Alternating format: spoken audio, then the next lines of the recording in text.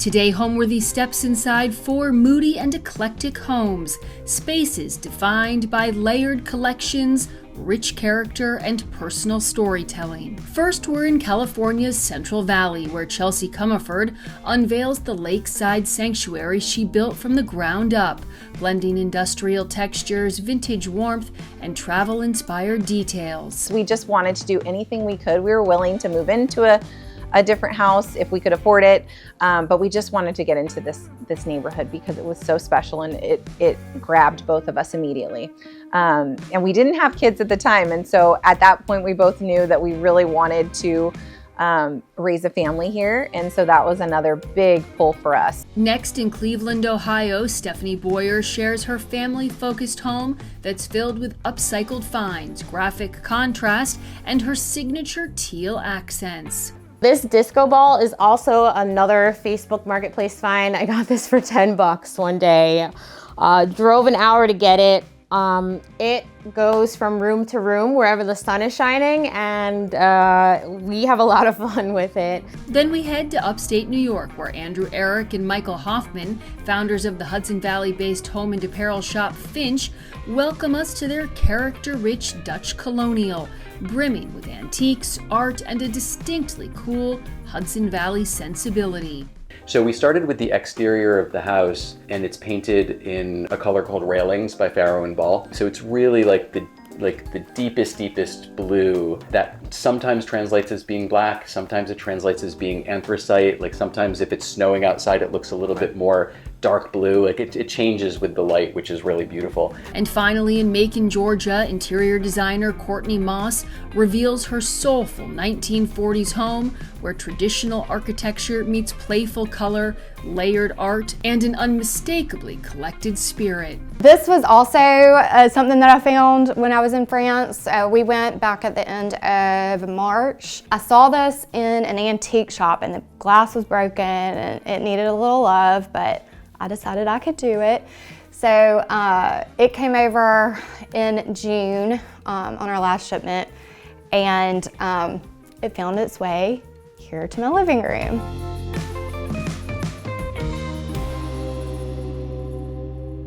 You're watching Homeworthy, where we believe every home has a story. For the past 6 years, Homeworthy has taken you inside some of the most extraordinary homes around the world. And today I'm thrilled to share that we're partnering with KBIS to be their official media partner for KBIS 2026. The largest North American trade show for the kitchen and bath industry, KBIS is where innovation launches, ideas take shape, and where the future of how we live at home is defined. And for the first time ever, we're launching the Homeworthy and KBIS Live Studio. It's a broadcast quality media hub right in the center of the show. At KBIS 2026, Homeworthy isn't just covering the show. We're opening the doors and bringing you inside to experience the ideas and technologies shaping the future of our homes. Today we're in the heart of California's Central Valley, visiting the Lakeside home of Chelsea Cumiford, a school psychologist, designer, and content creator who's turned her family's dream into reality. What began as a simple plot of dirt became a personal sanctuary, carefully designed and built from the ground up. We just wanted to get into this neighborhood because it was so special and it grabbed both of us immediately. And we didn't have kids at the time, and so at that point we both knew that we really wanted to raise a family here, and so that was another big pull for us. Chelsea's home is a study in warmth and creativity, where industrial textures meet vintage charm, and every room carries a story. From the handcrafted library inspired by her travels to the open kitchen modeled after a favorite California cafe, each space blends nostalgia with modern comfort. We have books on all 4 walls of this room. That was something that was really important to us. We wanted to be surrounded by books, and so being in here, it really evokes a lot of emotion. Rooted in family, memory, and the spirit of home, Chelsea's Lakeside Retreat is more than a beautiful space. It's a reflection of intention, imagination, and the joy of building a life that feels truly your own. Home for me is the space where you feel most calm, at ease, you can be yourself, and it's a place where you don't want to leave. You always feel like you're grounded and you love spending time here. Home means that you're comfortable, you're happy, and you're at peace. Hi Homeworthy, I'm Chelsea. Welcome to my home in Central California. Let me show you around.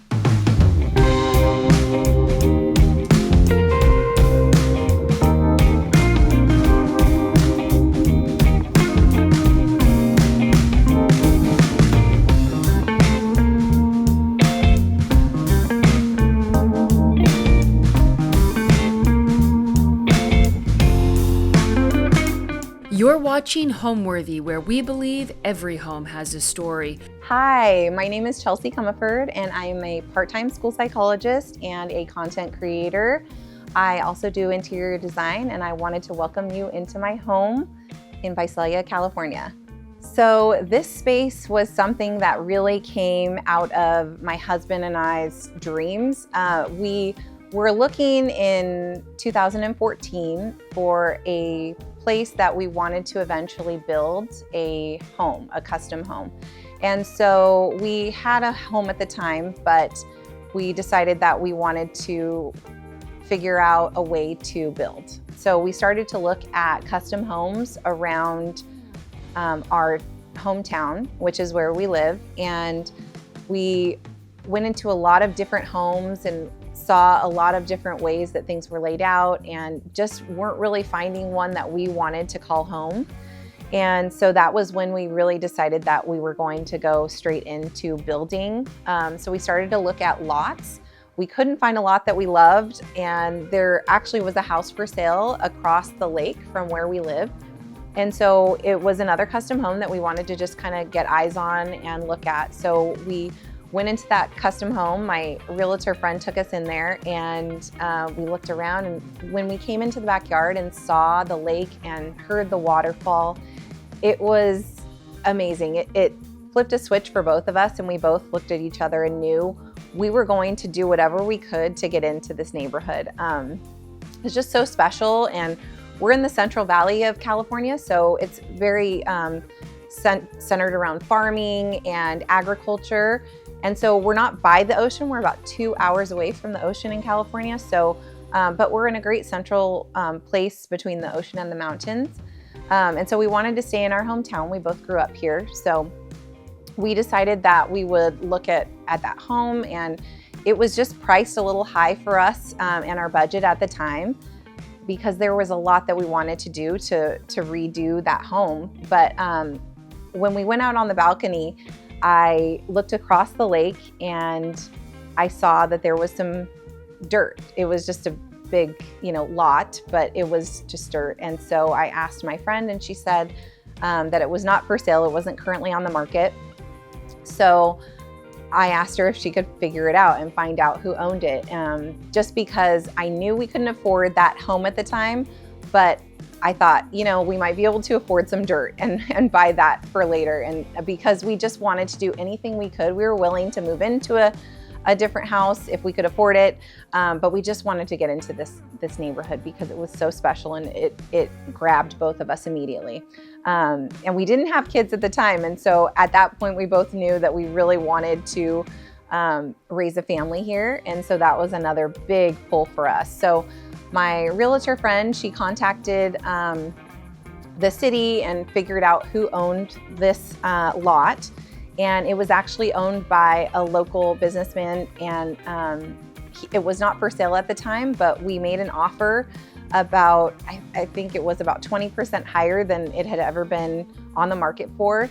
And they accepted because we were just willing to do whatever we could to get in here. Once we bought and we got into escrow and we closed on this piece of land, we knew that we had to start designing to fit this actual lot, because it's a pie-shaped lot, so it's very wide in the front and then it comes to more of a smaller area in the back. And so I knew that to fit all of the things that we wanted to fit into our home, we needed to redesign, our idea of what our home was going to be. So we began that quest. We bought the lot, like I said. We started really aggressively trying to pay down the loan. And once we did that, we were really going to a lot of different model homes in different cities where we have family and friends, and just trying to get a feel for the space and what kind of space we wanted for each area of our home. Definitely worth it and worth the wait.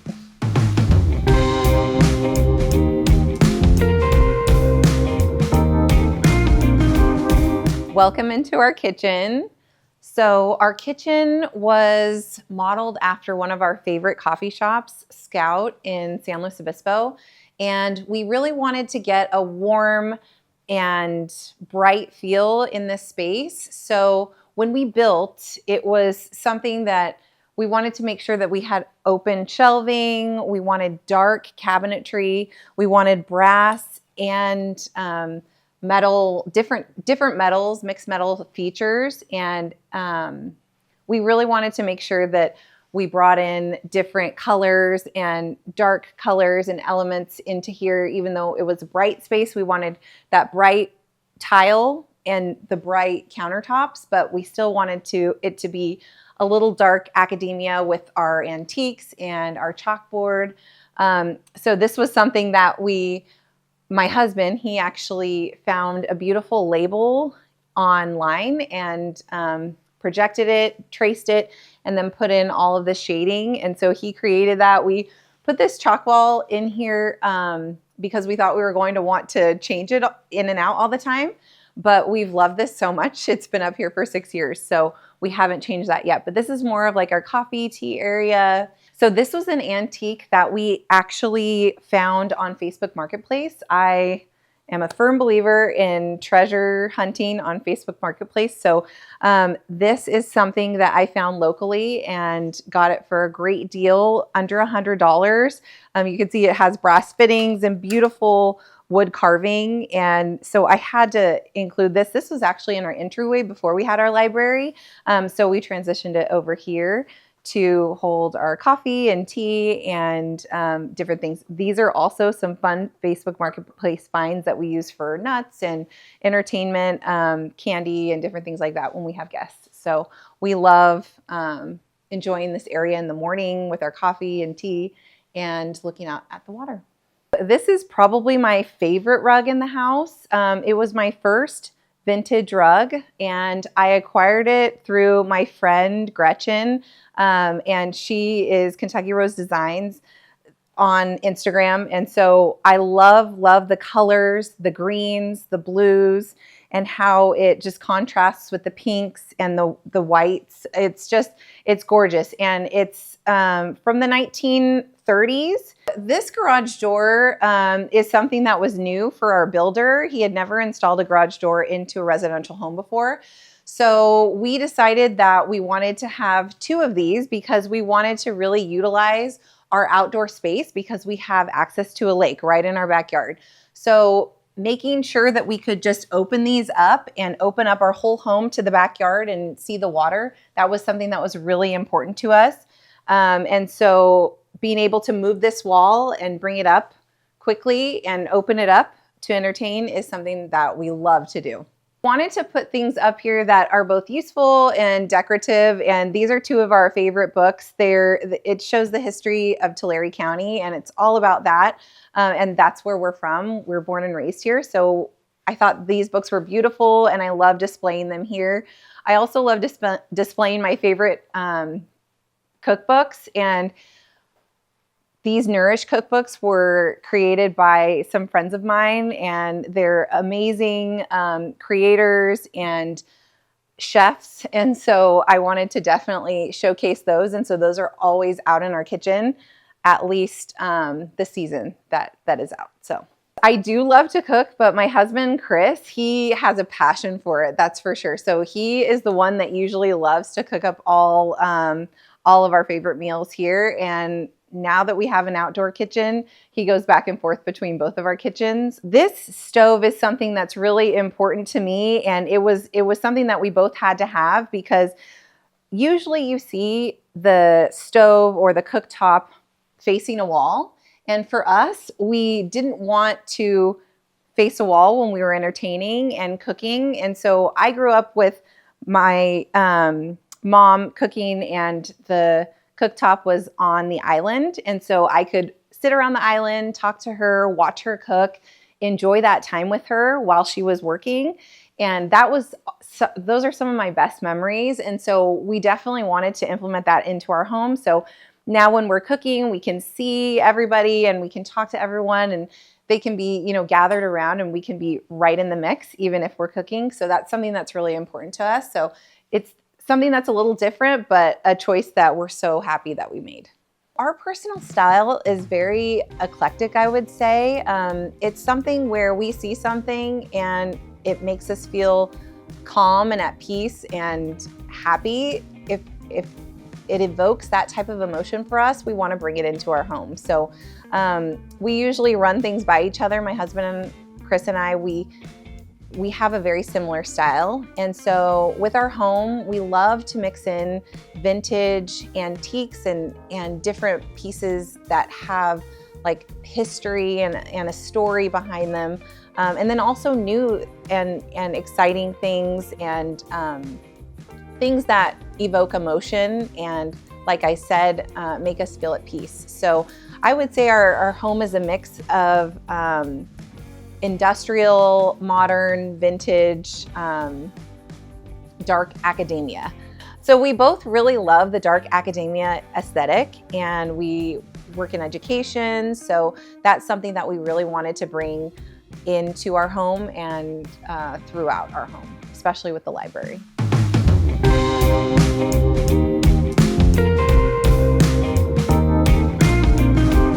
Okay, so next I'd love to show you into our great room. And so we always wanted an open concept for our home. Our last home was a pretty open concept, and we loved being able to be in different spaces, but yet the same space all at once. So we wanted to center our table with our fireplace and these beautiful bifold doors. In the great room, there's a lot of different textures and materials in here. So we have crystal, we have wood, we have different fabrics and lots of greenery, and we have stone, and then we also have our concrete floors. We love to accent everything with our rugs. So the rugs, I think, bring a lot of color into this space. And then we also have another texture, the velvet here, and these plush blankets. We like to be very cozy here. And so it's a very lived-in home. So if we're cozy, we're happy, and that's what we wanted here. This is a lot about symmetry too, because we wanted to be able to also see our beautiful view in the back when we're looking at the fireplace or watching a movie. And so we installed these antique mirrors, and these were acquired from Old Good Things in Los Angeles. And it's an architectural salvage shop, and they have 3 different shops around the US, but they used to actually be windows in a Manhattan Upper East Side apartment. And so they're from the early 1900s, and so they turned them into mirrors. And so they happen to fit perfectly here, and it's great because it brings the outside in, and we can really see the lake when we look at them. And then we wanted to have that open mantle here so that we could display some of our favorite things, and that 2-way fireplace that shares the library and our great room. So, and then we also love to have this as a seating area too if we're all, conversing. So these chairs are another Facebook Marketplace find. I got 2 of those for a very great price, under $100 again, and I thought they were a beautiful color, and I thought they went perfectly with this rug, and the cane is just beautiful, and I love the tuft. And so we also kind of went with a tuft in here. So we wanted a round leather ottoman that was soft and cozy so that we could either put our feet up on it or, you know, not have to worry about hurting ourselves when we're walking around it. And my kids are playing in here all the time. So that was really important to me to have something that was safe. And this really hit the mark in all areas. So, and then our dark sofa, I love our dark sofa. We had this one custom made because we wanted to each be able to have space to cuddle up a kid and just all watch a movie together. And so we thought this was perfect size and shape for our family of 4. Moving to our floors, our flooring was something that actually was very easy to do because we didn't want to spend, I think we got a quote of $30,000 for wood floors for our first floor. And we love the industrial look. As you can see, we have I-beams going all around this space, very industrial. And so we thought the concrete floor would really be a great base. And then so we loved bringing that kind of faux concrete look up with some plaster here on our fireplace. But the concrete floors are very warm, and I think it's a great base to be able to put fun vintage rugs and different colors to make those pieces pop. And so I'm really happy when we went with the concrete floors. It was free. All we had to do was polish them. And so that is definitely a tip that I would do if I were anyone building a home now. Go with the concrete floors because you can always add a beautiful rug.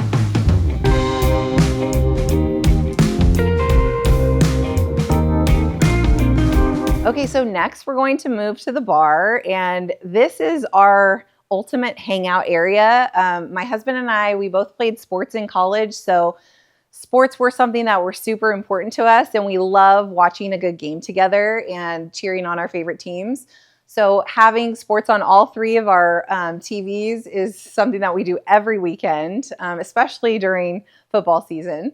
And so we have different games on, and then we also have different drink availability here. And so when we entertain, this is the favorite area because everyone has a place to sit and hang out. So my husband, he right out of college was a bartender for a local restaurant here. And so he did learn how to mix some really fun cocktails. He loves being creative with the drinks that he's making. And so we have some fun vintage glasses, and we also have some beautiful new glasses from Patina V that I love, and they're so beautiful. Okay, so this is actually one of the only pieces that we brought from our other house, our previous house. So this hung in our game room right above our foosball table. And so this was a piece that we wanted to bring with us, and I thought it gave a great bar feel. So this bar piece, it was actually a jewelry counter in a local jeweler department store, and in Porterville, actually, which is about 40 minutes south of us. And so I acquired this from a friend who was going to use it as her kitchen island and decided not to. So she sold it to me, and it was just the perfect size for our bar. So that was really a great find as well. Over here, we have some of our Goodwill finds. These are 2 favorite chairs, especially my husband's best friend. He loves this chair. And so people love to sit and hang out here. And this is a thrift store find as well, a beautiful piano that needs to be tuned, but we love the look. So we took off this piece, and we wanted to be able to see the keys and how it works here. This is also one of the most important pieces in our bar and game area, actually in our home. My husband would say it's his favorite piece, and that if there was a fire, he would try and save this first because this foosball table was actually my family's. And so my brother and I grew up playing on this table. We picked it out when we were 9 and 11 years old, and we grew up playing. And my husband, when we were together in high school, this was where we, had our first match. And so we really played a lot together, and we were very competitive.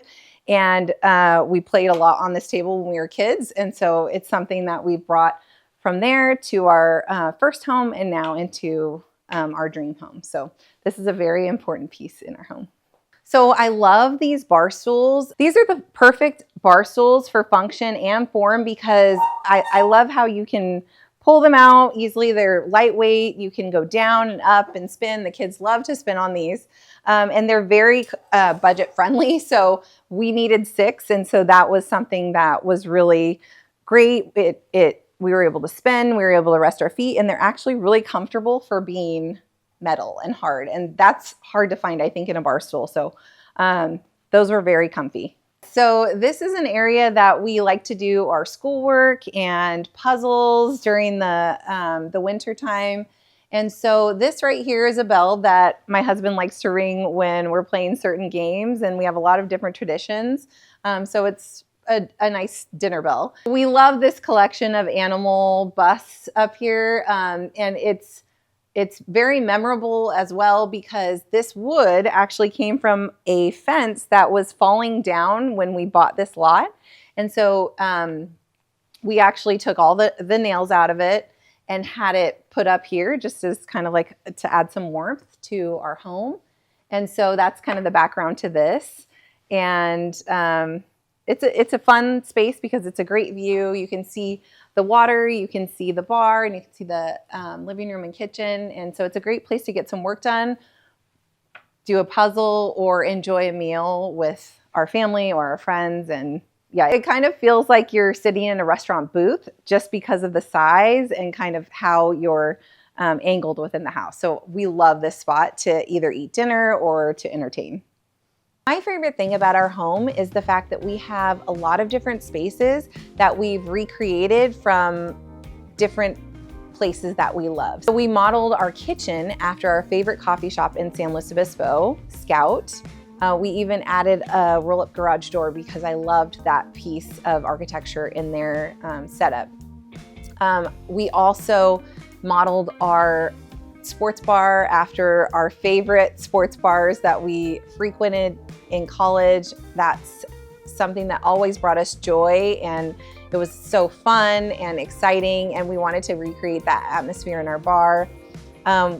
We've always loved visiting old libraries, and when we travel, we try and visit like a very substantial library every time we go, and we love spending time there just reading books and taking in all of the ideas and the knowledge that libraries evoke, I feel. And so we wanted to create that atmosphere here in our home because reading and books are so important to myself and my husband. So we wanted to really make sure that our kids grew up with books and with a book in their hand. So we try and read in here every night for 30 minutes as a family to just kind of feel something and to have something in our hands and to use that time to connect and slow down from the rest of the day. And so recreating those spaces, we put a bocce court outside because that's something that we used to love to do at wineries when we would visit, and bocce was a really fun game that we got into in college. So yeah, I think that's pretty much why I love my home, is recreating all of the spaces we love the most and we love to relax in, creating that atmosphere here to make it a home that we don't want to escape from.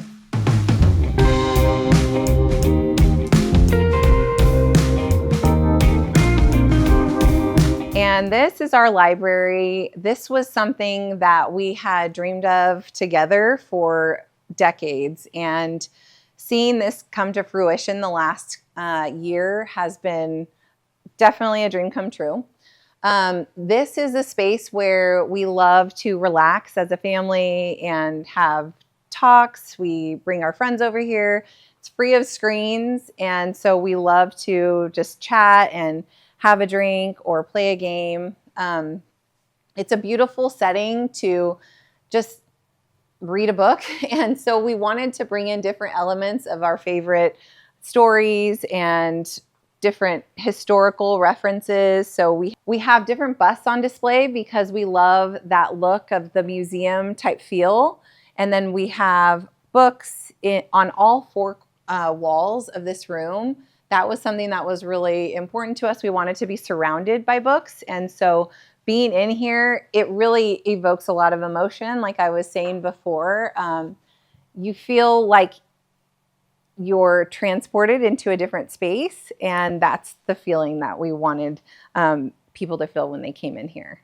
When we were thinking about the different colors and finishes of this space, we knew we wanted to go for a dark academia feel.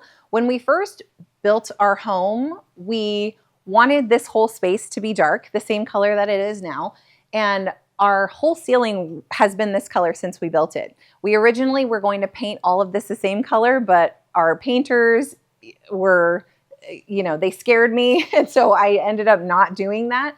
But but I regretted it immediately after, because I knew that my vision for this space would be really grand and really fun. So we finally did go all the way dark last year, and I'm so happy that we did. We added some beautiful molding and drenched the entire thing in iron ore, a very dark color. And we added some crown molding to the top has a lot of interest in architectural details. So when we were younger, we loved to travel to Europe, and we did a lot of sightseeing and visited a lot of museums and a lot of libraries. And something that we always noticed was the very thick crown molding. And so that was something that we always wanted in our library, was a very thick and substantial crown molding. And then the brass candelabras, these are very special to me. They came out of a antique home in Palm Springs. And so this home had a lot of different beautiful antiques, and I found those as well on Facebook Marketplace, and that was a huge find. The seller was willing to ship them all to me. They were super heavy, solid brass, and they got here one piece, and I think they just look perfect up here on the wall. And so my favorite movie as a little girl was Beauty and the Beast, because Belle loved to read, and it was just such a beautiful fairy tale. And when she got her library and when the Beast revealed her library, I thought that was one of the most magical moments. And so these are kind of a nod to like Lumiere as a character in that. And then Cogsworth up there with the grandfather clock. That is actually a clock that we found at a yard sale for $5. So we got a great deal on that. And so we also wanted to bring leather couches, especially Chesterfield leather couches. This space is a little smaller, so we had to decide, whether or not we wanted to put one facing the fireplace or two. So we went with the love seats, and I think this was the perfect choice because I love being able to have that conversation back and forth. And I think they go great with this another Kairos Designs rug down here. And it's just a pop of color, and I think it adds beautiful antique feel to the space. So this was another table that is very special to me. My friend Matt, who is actually the designer of all the florals that are in our home, and he always does such an amazing job for us decorating for any occasion. So Matt is the one who found this table, and I thought it was just so perfect for this library spot. It's brass and black, and it has some beautiful gold painting details on the side, and I think this is such a beautiful piece. And Matt also helped us acquire this, which is some lovebirds on milk glass, and it's just a beautiful antique pendant. So that is one of my favorite lighting fixtures in our home because it's just perfect and has so much detail and meaning behind it. Okay, so our book collection is pretty unique. We have a lot of different historical books because my husband, he's a history major and teaches history, and we love to learn about history and travel. I also love personal development books. Personal development books are huge for me, and I love to be motivated when I read. But some of the fun historical collections that we acquired from our local university library. So when we were building the library, I found out that libraries actually were selling their books. And so I called our local university, and they said that they were getting rid of some very historical books. And so we went right over there, and we decided that we wanted to save the books because they were just going to get rid of them. And so the books that we acquired are the Foreign Relations Archive. So all of the books on the very top, the red and tan looking ones, those ones that line the whole top of our library, those are the Foreign Relations Archives of the US from like the 1940s, the early 1940s to like the late 1970s. So those are really special and really historical. And then you can see the colored collections. So the different collections of colored books, like these green ones or these blue or gray or red, those are all public papers of the US presidents. So each color is a different US president from the 1930s to about like 8 or so years ago. It's very, very cool to read those and to look at the different public speeches and addresses of all the US presidents because it's all documented in there. And so those collections are definitely heirlooms that we're excited about to continue to pass down to our children. And they just have a lot of meaning for us. And so they're not just encyclopedias. We do have like 1 or 2 sets of encyclopedias. But most of those collections are the papers of the US presidents. So we also wanted to just kind of add some little curiosities and different pieces throughout to add some visual interest to the space. And there's just different things that we've acquired over the years through our travels that we wanted to put on display here. And so I love how we can showcase those things in this space. Over here we have a little reading nook here, and then this is our Putnam rolling ladder. It's 13 feet tall, and it's one of my favorite pieces in our home. This was something that I had always dreamed of having in my house, and to have an oversized, extra tall ladder has been a dream, and we love getting on this and, you know, reaching for the books that we want to read, and also having this as, you know, just a talking focal point in our home. And I just think it's a beautiful, beautiful piece. So this was another piece that we had to keep in our library. It's a beautiful card catalog that my friend Monica restored. And so I love this piece with the brass details, and it's dark and the wood finish. And we actually use this for a lot of different odds and ends. So it is functional for us. But we also added some frames here. And this little guy, this Pinocchio is a very special piece to us because when we've traveled to Italy several times, and our first trip we acquired him in Tuscany, which is where Pinocchio originated, the story. And so that's why this guy is here on display, because we love that story, and we love this piece, and we love that it reminds us of our travels to Italy, and we can't wait to go back. Then, you know, we also have a beautiful arrangement by my friend Matt. He did this. It's beautiful. So I love it. Okay, and so we'll move this way, and this is actually one of my favorite parts of our home, because if you haven't been here before, you don't realize that this is actually a hidden door. And so we installed a Murphy door here this year.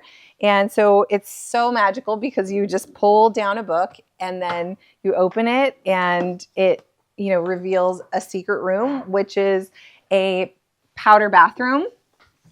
And so it just makes it really fun and whimsical and interesting. And so the colors in here are very similar to our bar area, and dark and moody. So we love that. It really was. It was my dream to have a door someday and open it with a book and, you know, have it hidden.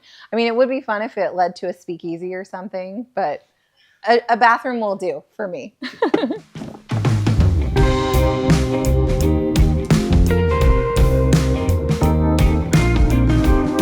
So this is our entryway, and you're greeted immediately with another beautiful vintage rug from my friend Gretchen. This is from the 1930s. And so I love that it leads to right in front of our beautiful mirror. This is a mirror that you have probably seen in a lot of different homes. It's a very popular mirror, but it was something that I thought was so grand and beautiful that I wanted to display it right here when you come in our home. So just to help greet you and to really open up the space. I think that mirrors are so amazing for any space, and it makes everything feel much larger, more grand, and open. So that was something that we definitely wanted to bring into our entryway. We added a fun moody wallpaper behind it, and I love the poppies, and I love just the colors and how it picks up the greens and the golds from the rest of our house. So I love this little pop of color on this wall to go with our mirror, and then this beautiful runner. I also wanted to share that we love our exposed ceilings. So the joists, we wanted to have as much height as we could in these rooms. So instead of having that ceiling at 10 feet, we wanted to just open up the rest of that and keep it open and industrial looking. And so what we did was we opened everything, we spray painted it, and then we also spray painted the fittings for all of the sprinklers and electrical. So that was something that I think added a lot in both our kitchen and our bar area. My career path is very interesting. I started in high school. I knew I wanted to play a sport in college, so I was able to go to Cal Poly San Luis Obispo to play softball. And so I wanted to major in psychology because I eventually wanted to be either a sports psychologist or a school psychologist. And so while I was there, I also minored in child development. So after that, I got my graduate degree in school psychology and became a school psychologist. And I'm now in my 17th year as a school psychologist. When my daughter was born, I switched and transitioned to part-time school psychologist. And at that time, we were getting ready to design and build our home. So it was the perfect opportunity to be able to have a little extra time to design and to really scratch that itch of being able to design. And that's always been something that I've been very passionate about, design and ambiance and being able to love the space that you live in. So my parents, they built their dream home when they were about our age, and that was something that was very inspiring for me. I knew that I could do that someday, and that was always something in the back of my mind that I wanted to do. And so Chris and I, we met in junior high school, and we've been together ever since. So we would talk about it, someday, and dreaming about that, but really actually getting to have the opportunity to design a home, it was such a huge job and a huge undertaking, but so worthwhile and such an honor to be able to have that opportunity. We really worked hard for it, and we paid off all of our student loans first, and then we paid off all of our debt for our lot so that we could really focus on building the home and doing exactly what we wanted to do with this space. We wanted to first build a shell of the home so that we could eventually add on to it later with the little touches and upgrades, but we knew we had to get the shell and the structure correct first. So that was what we really focused on when we were in those other model homes, understanding the space and the scale of everything and knowing what we needed for that base of our home.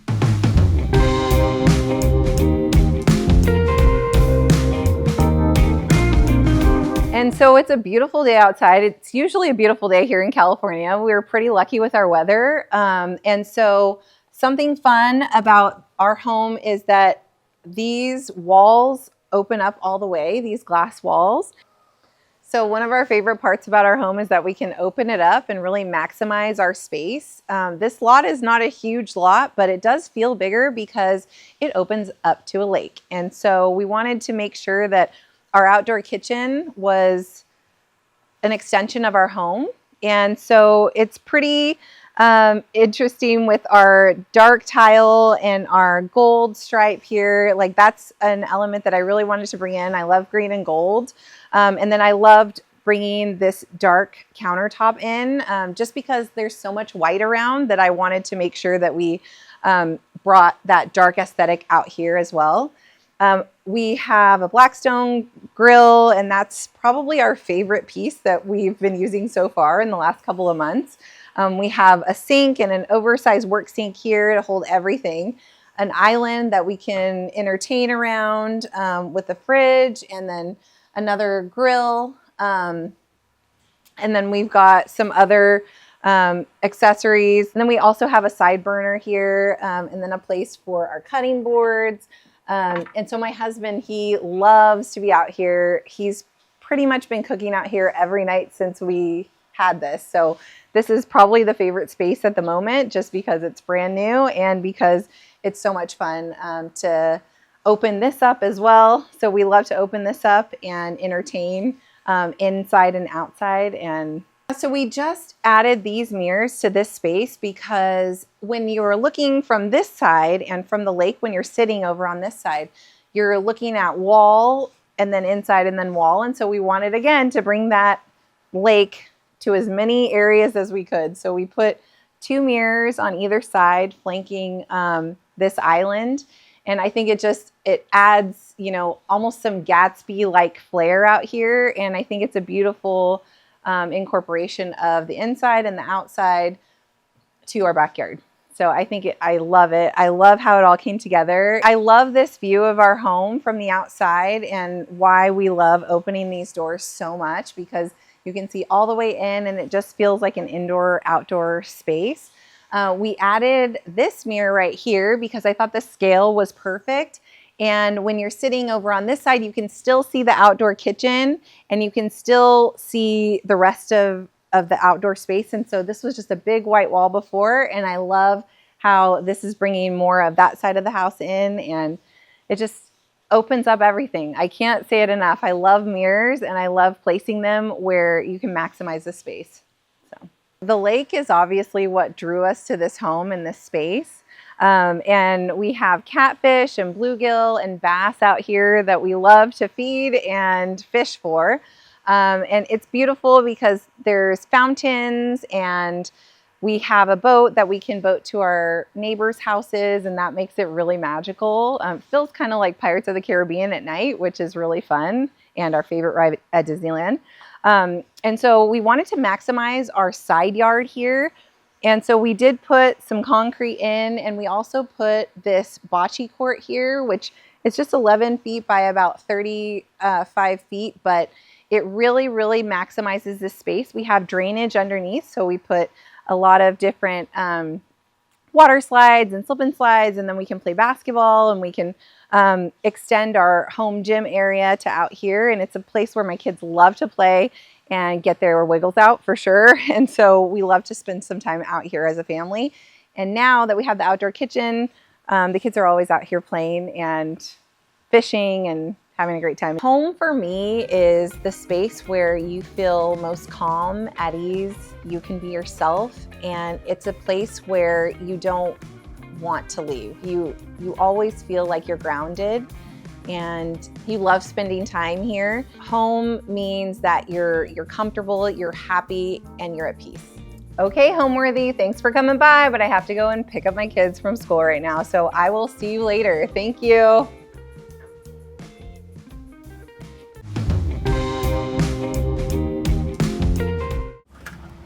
Hey Homeworthy, my name's Stephanie. Welcome to my home here in Ohio. I can't wait to show you around.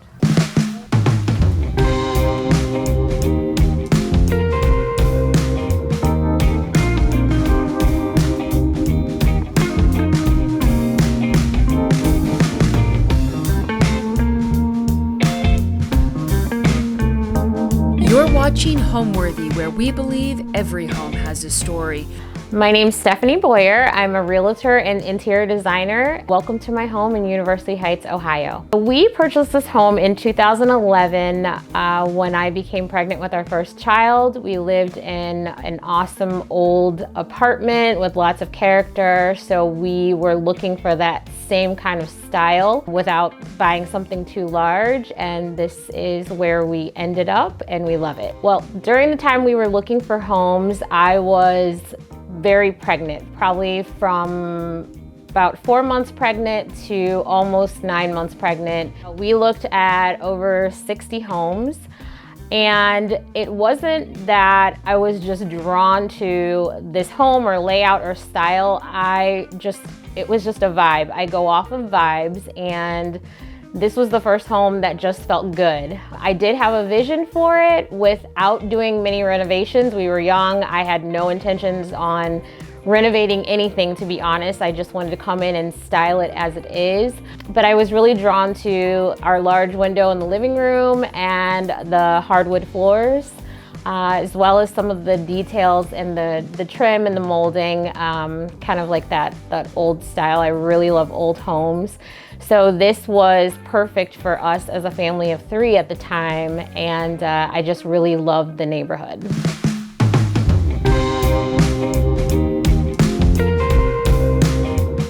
So this is one of my favorite Facebook Marketplace finds. My home is filled with Facebook Marketplace finds.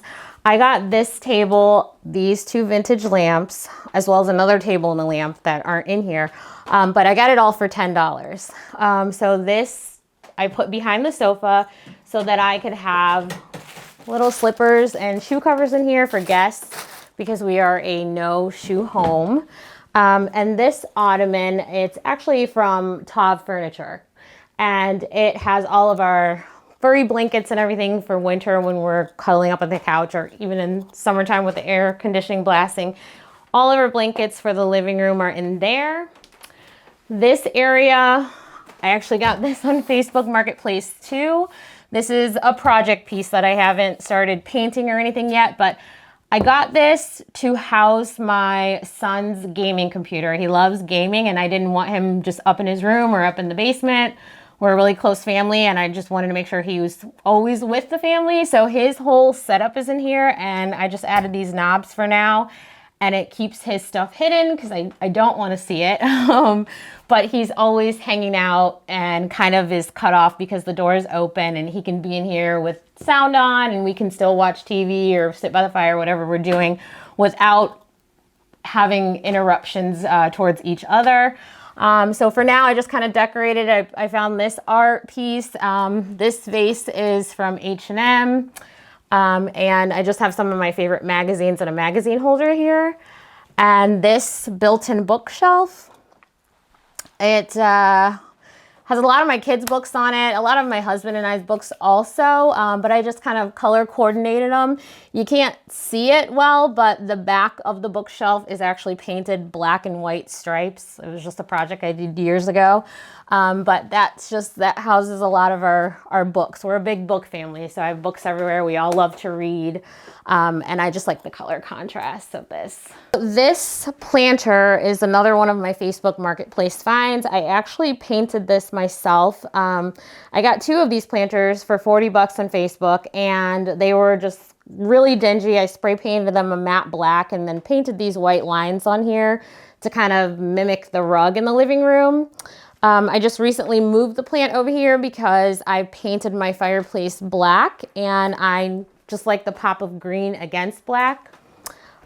This is also another Facebook Marketplace find, vintage, 5 bucks. I got this, and I just swapped out the old one we had. The old one we had was just like iron, and it didn't pop against the fireplace. So this is another one of my favorite finds because I like the brass together.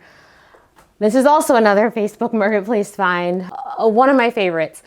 I got this for 20 bucks, and I have been looking for this exact mirror for many, many years. My mother-in-law actually has the same one.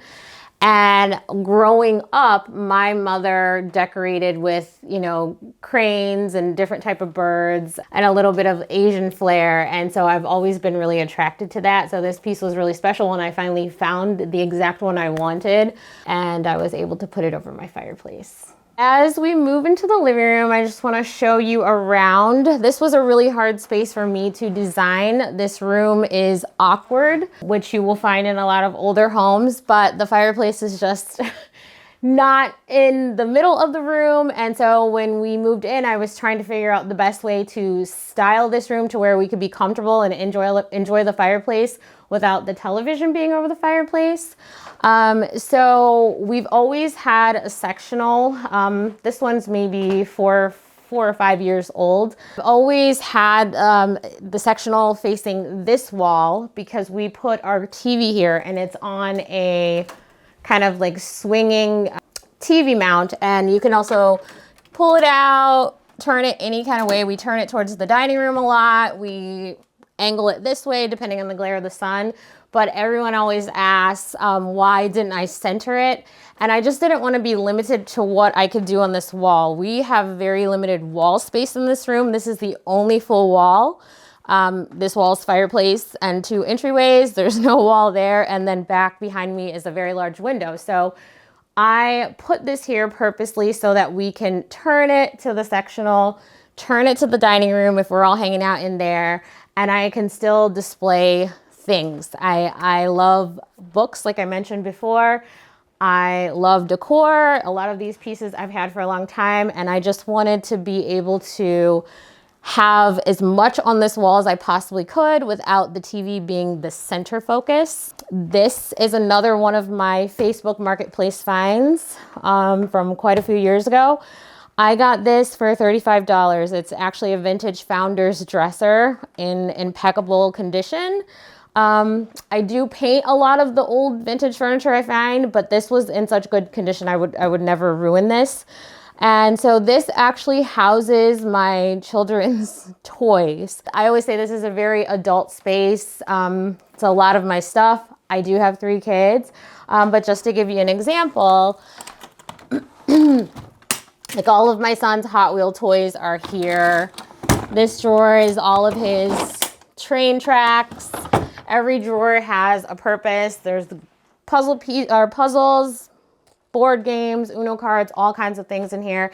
And I just keep each drawer organized by what type of thing, what type of toy it is. Another one of my favorite little things, and this was just very impulsive. I made this frame for the TV.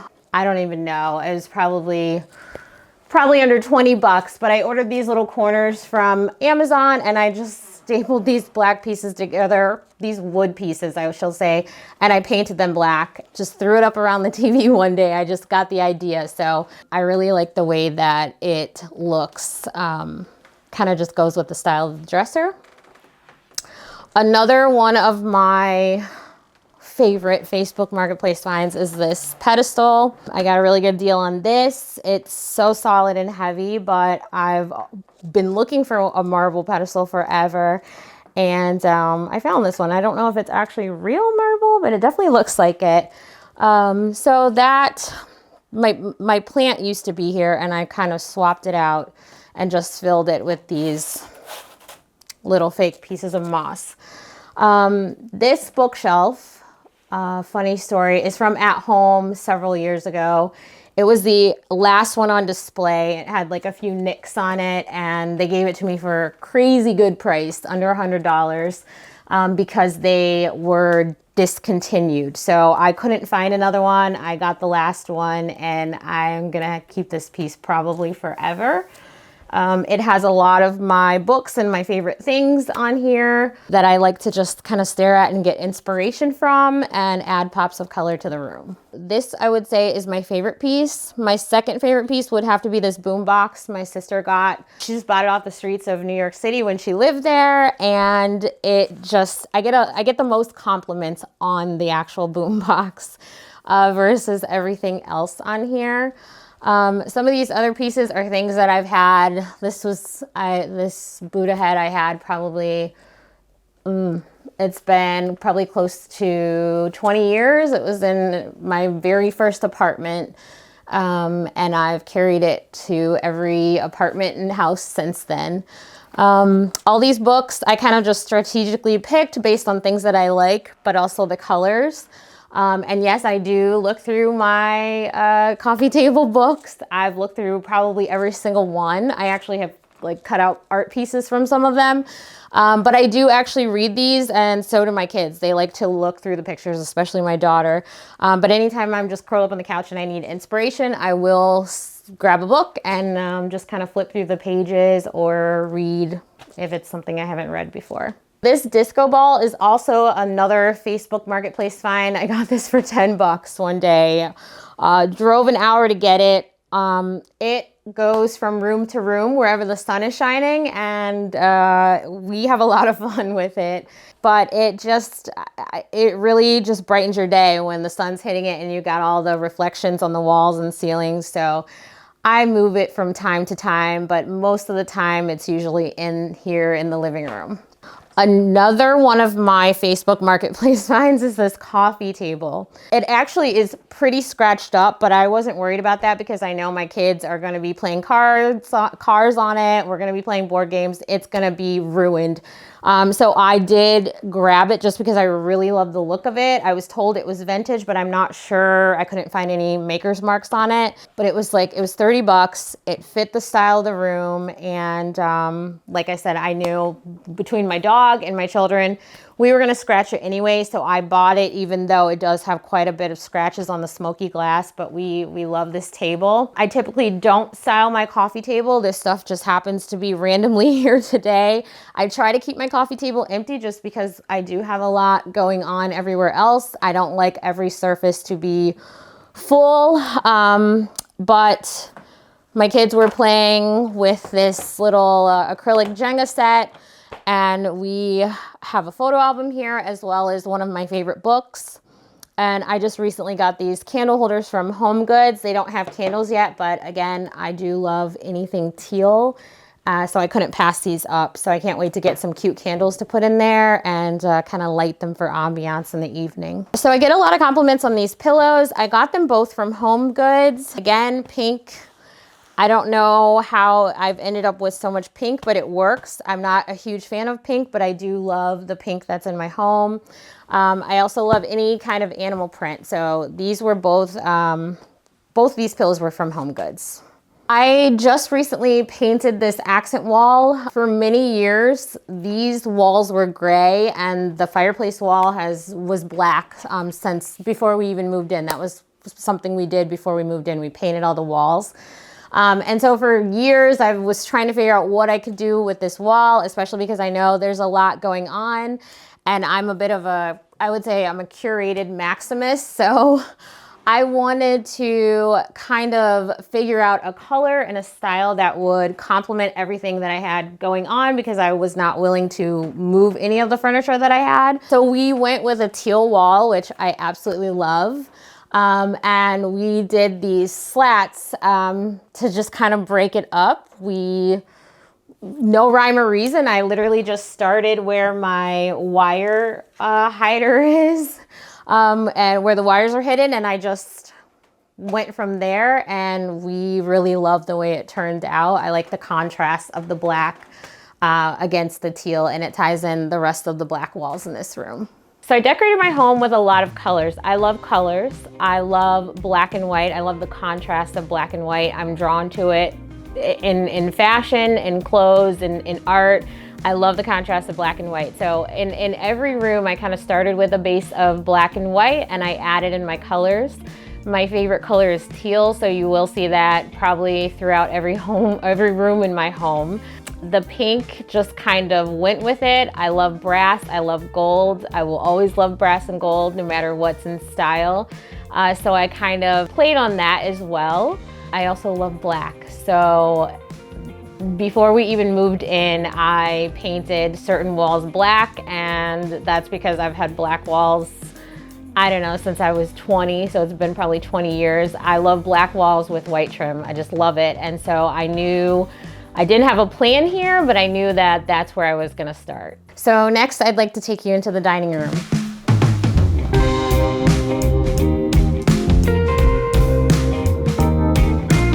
The dining room is one of my favorite spaces. Every party we have, families always gathered around this table. This table is another one of my favorite pieces. It's a vintage Henredon table.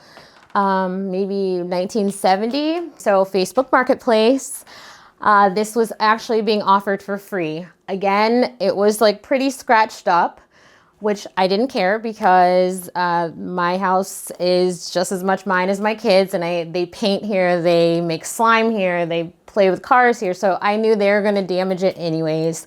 So as soon as I saw it, I ran down and grabbed it. I actually got the middle leaf for it as well, which can't wait to use that at the next house in a much bigger dining room. But it was wood, and I don't know if the previous owner was using it maybe as like a paint table, art table. He had no idea, you know, just how valuable this table was, or that it was handwritten on or anything.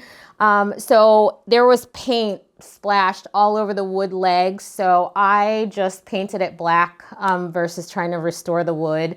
And it is just, I get a lot of compliments on it. It's one of my favorite things. I love the mirror because it just reflects light. We can fit, you know, 8 people around here easily.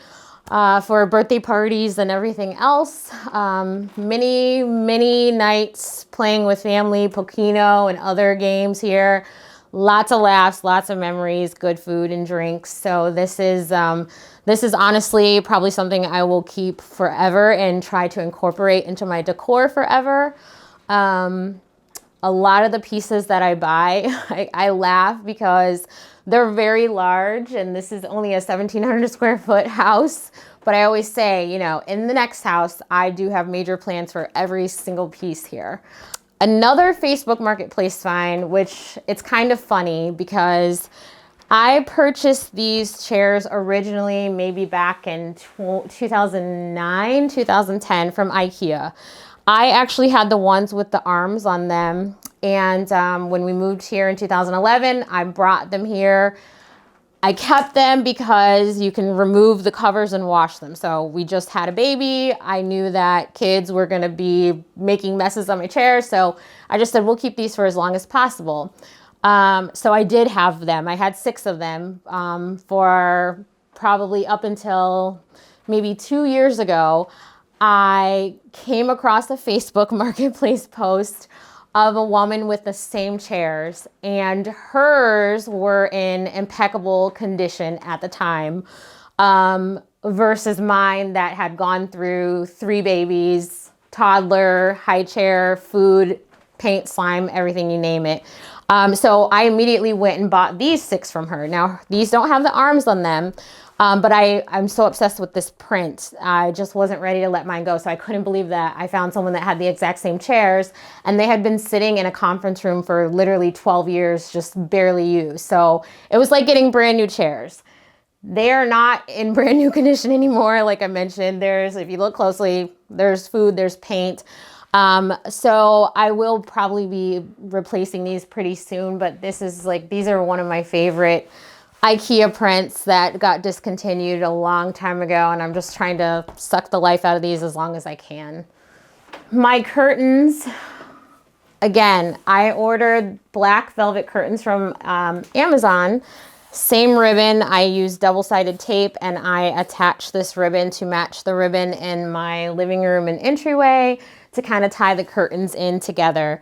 The teal curtains were actually in this room first, and I didn't like the look, and so I was afraid to go with black, believe it or not, because I thought it would be too dark, but I'm actually obsessed. I love these, and it was kind of my husband's idea too.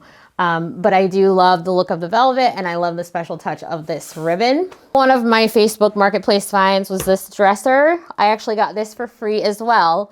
And I painted it this color. And again, this houses my kids' toys. I have 2 boys, so we have tons of cars. This has, like, my daughter has 2 art drawers here of just, this one's full of the brim, but my daughter has 2 art drawers of just like all her little markers and art supplies. We have a drawer for Legos only. As well as every other drawer is organized based on the type of toy, because I like my kids to be able to play and enjoy the space, but put it away so we don't have to see it. So even though there's a lot of my stuff out, they have complete free reign of the house, as long as you clean up after yourself. Another Facebook Marketplace find, these lamps. So I actually got both lamps, I think, for $5. And they were like a beige and blue, but I was really attracted to the size of them. And I kind of recreated my own version of the famous Kelly Wearstler lamps, and I glued these knobs on with super glue, spray painted them black. I purchased shades from At Home, and I added my own gold finial and the lamp base from Amazon to give it a little more height. And just, you know, I love black, I love gold. And so I made these lamps, and it's funny because everyone always asks where I got them, and I'm like, hey, you know, I made them for a really good price. So these are another one of my favorite Facebook Marketplace finds. This area is not really styled to perfection, but I do think that it takes time. I love fresh flowers, I love vases, I love books, so this is kind of just hanging out here, but I'm not done with it. This print is one of my favorite. I ordered this from Amazon, but the artist does sell his prints on Society6 and other websites as well. And this just really stuck out to me. I love her sleeves and the jewels, as well as the colors. I don't typically like red in my house, but last year I partnered with Behr to reveal their 2025 color of the year, and it is actually my little dry bar, my makeshift dry bar over there. So when I saw the red, I kind of wanted to tie the two colors in because I don't plan on repainting that anytime soon. One of my fun finds is this shelf from HomeGoods. It was originally well over $1,000, and I kept going back, and it was being marked down like every week, and nobody was purchasing it. So I kept checking back until it went down to $100. And this was maybe, I don't know, 9-10 years ago. And I was able to get it. It had some scratches and damage on it, but I knew that I was gonna have it covered with my things because I love things. And so this is one of those pieces too that I'm gonna hold on until it falls apart. But it does have some of my favorite glassware. These are just, you know, nothing special, but from HomeGoods. But I really love the detail, and I love the color. And some of my favorite books. This plate set I've had for probably 10-15 years. It's just, I don't know why I love it so much, but like I said, anything animal print in the right style, I will buy. And so this is just some of the stuff that I like to display and not let my kids touch. So over here is the bar that I mentioned before. So this actually was a cabinet with a white door on it. It was actually all white. It had a door similar to the door leading to my sunroom, and I took it off. And so last year when I announced the color of the year for Behr, rumors, I was really excited to paint this cabinet turned bar in the color.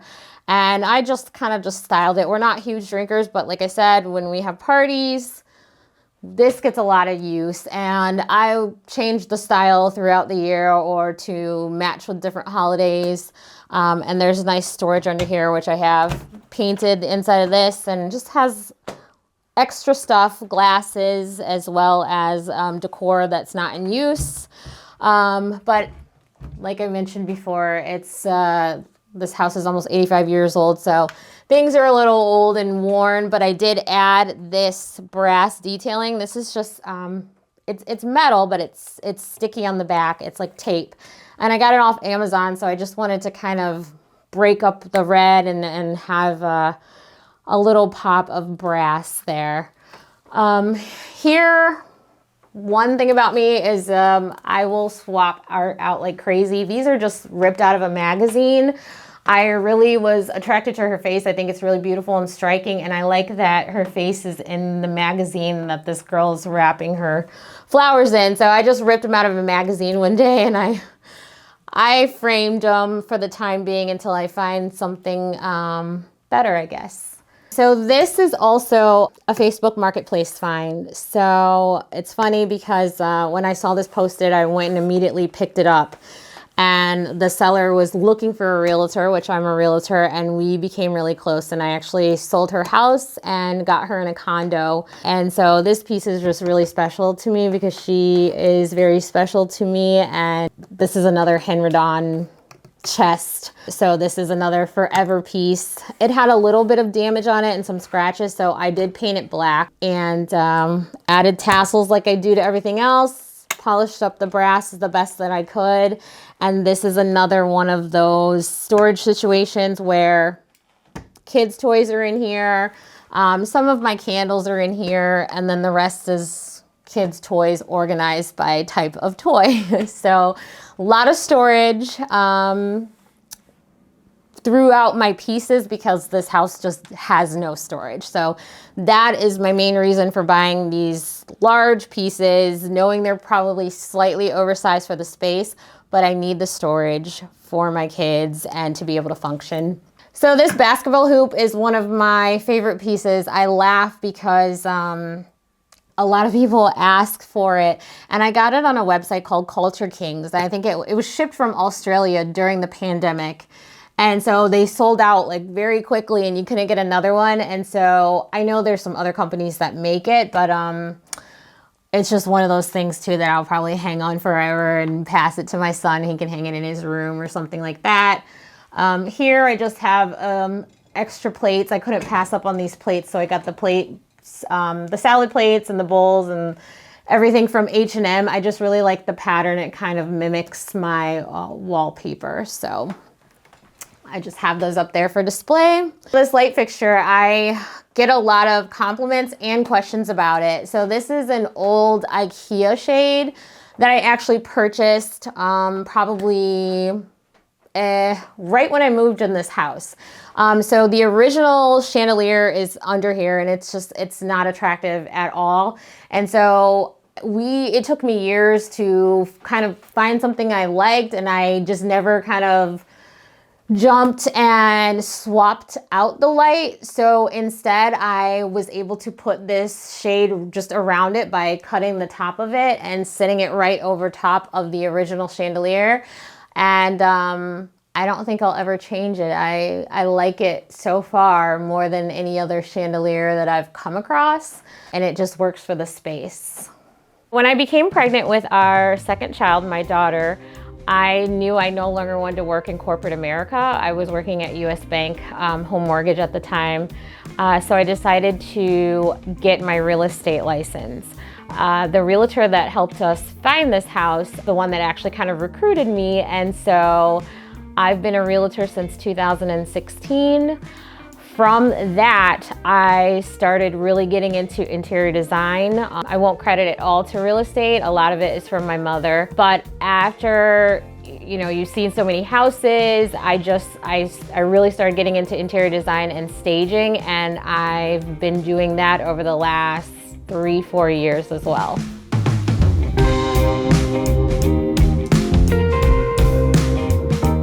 I'd love to show you my sunroom next. I do want to point out tassels. You will see tassels everywhere in my house. I purposely picked this to match the bar because it's almost the same color as Roomers, so I just threw that on the doorknob for added flair. So this sunroom, we found out this was originally an outside porch without walls. It was added on probably some point in the 90s, maybe a little later. I wallpapered these 3 walls and just to kind of spruce it up back here. It has old windows. We don't come out here a lot because there is no heat. I think the previous owners at some point just kind of enclosed this in the cheapest way possible. So all of these walls were actually wood paneling when we moved in, really ugly wood paneling. And so we did drywall all of the walls except for this one. I kept the paneling because I thought it was kind of fun accent wall. And so this wallpaper is from Walls Republic. I painted this black, painted the ceiling black, and we just put peel and stick tile back here since it's kind of like, I just feel like we're very close to the outdoors back here. There's no heat, no vents back here, so we use this a lot in the summer. I will actually open all the windows and sit here and read while my kids play. This was a really hard, awkward room to style, to decorate, because I just didn't know what to do with it. It's not huge, but this dresser, my infamous dresser, this was actually in the dining room, and I swapped the 2 dressers because I like that dark teal better than this one. But I got this from my in-laws. Actually own a lot of rental properties, and one of their tenants left this behind. And so they asked me just to come look at it. When I got there, I realized it was a Drexel Heritage dresser, vintage, worth a lot, good condition, except the top was really, really damaged, damaged beyond repair.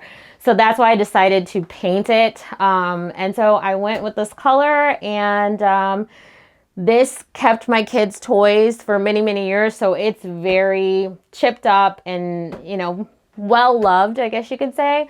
But it had their toys in it. It still has some toys, but most of this now is just all of my favorite magazines. I'm really big on magazines, and like I collected all the IKEA catalogs. I come here in the summer and I will just read while my kids are playing outside. I cozy up on here. Most of the time I have a blanket back here because it does get breezy and chilly even when it's hot.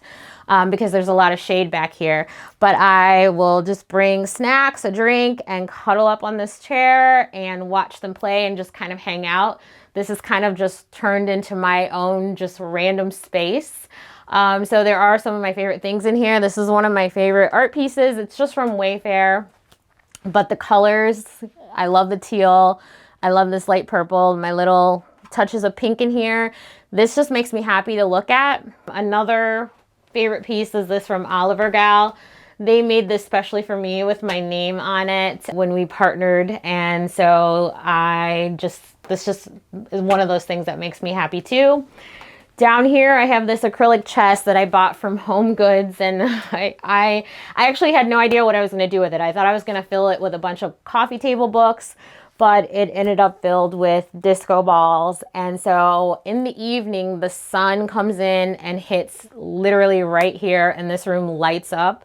So in the summer, you get like maybe 2 hours from 6 to 8 of just this glorious glow in here. And so you can find me in here almost every evening in the summer reading magazines or books about decor, maybe have a glass of wine, and it's my happy space. This is another one of my recent Facebook Marketplace finds. I got this just a couple months ago. I did a little research and found out that it's, I think it's called a California lamp, but they go for several $100s. So I didn't want to paint this because I originally planned to paint it, but I did paint the lampshade. The lampshade was just like a brown wicker. I spray painted it black, and it just elevated this lamp, and it's one of my favorite things.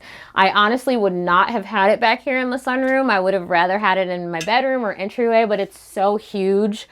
I don't even have anywhere for it to go. I do get to use the lamp a lot in the evenings. Since spring, I've been coming out here, and I'll be out here all summer.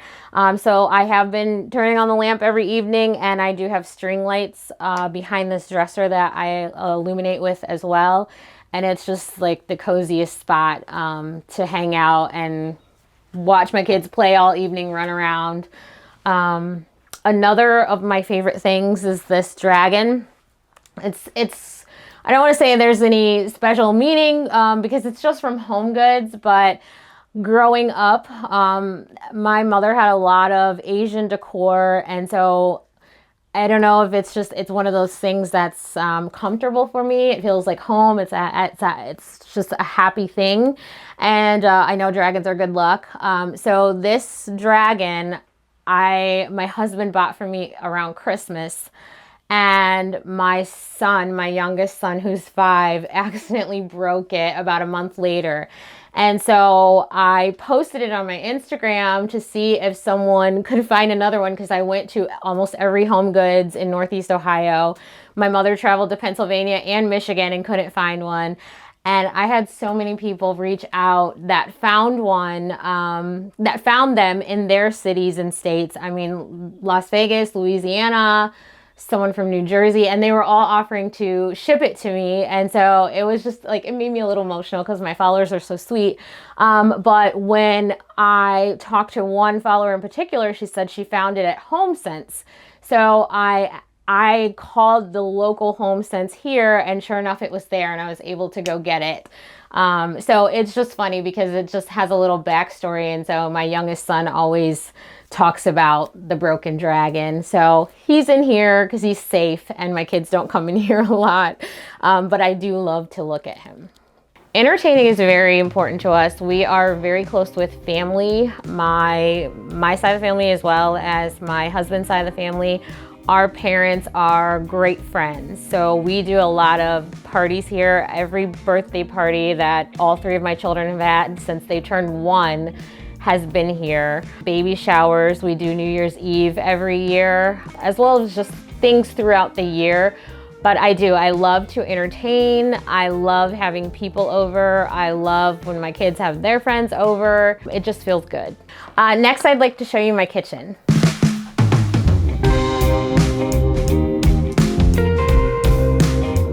So right off the dining room is the kitchen. There used to actually be a swinging door here that we removed just for the sake of little fingers. My kids like to run circles in this space from the living room to the kitchen. And so we didn't want fingers being caught. So we took the door off. We didn't make that many changes in here. When we moved in, everything was just kind of new.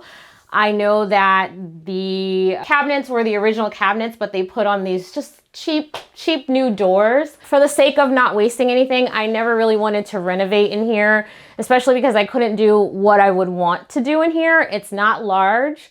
So I do make best use of the space while still having my decor on the counters because it makes me happy. But all I did was paint the countertops. These were like a faux granite.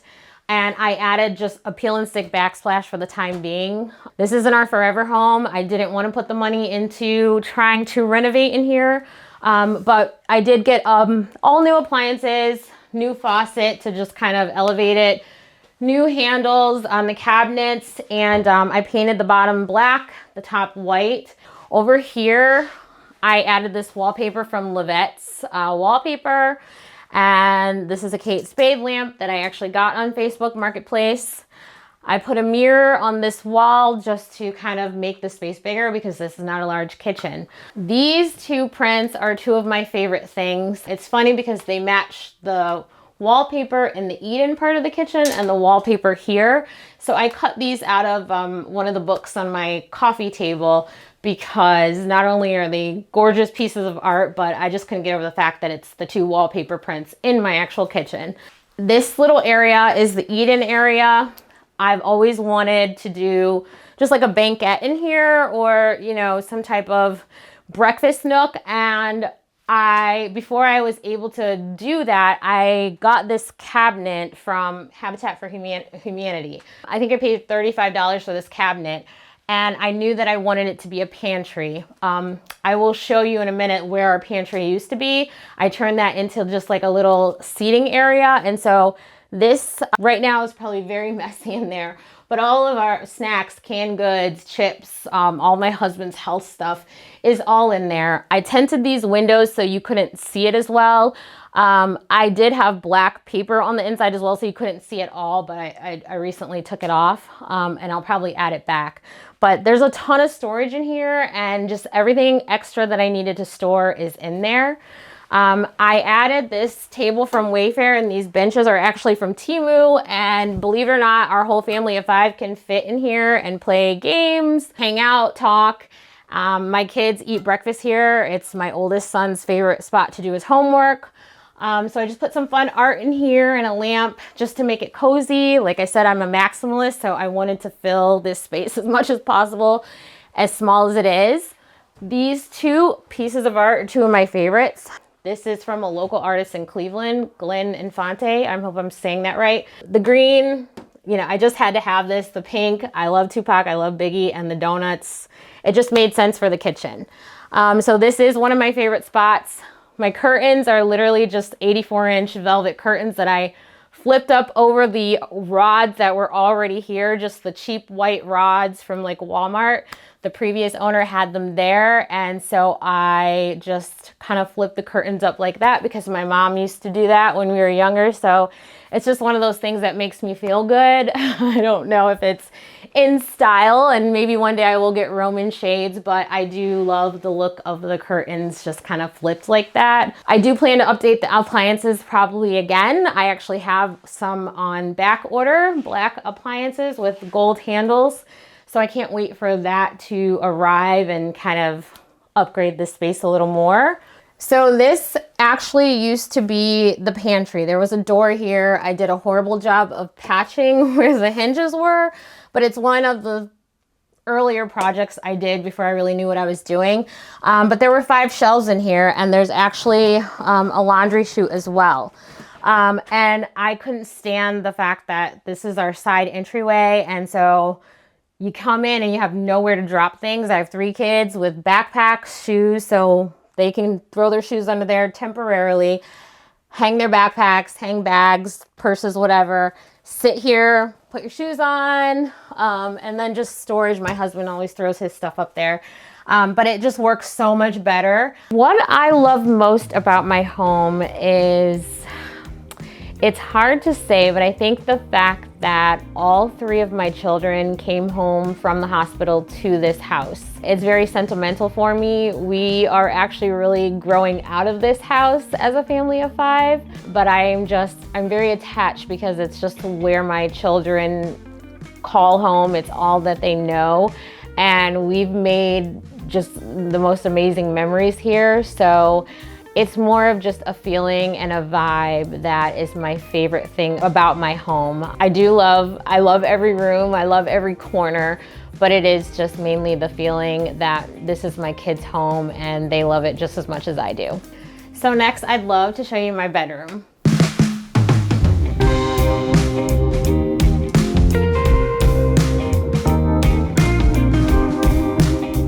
So this is my bedroom. These are actually IKEA dressers that I painted Wild Pansy by Bear. I bought these maybe 11, 12 years ago because I just needed extra storage. We do have 2 closets, but this is an old house. They are just, there's not a lot of storage in them.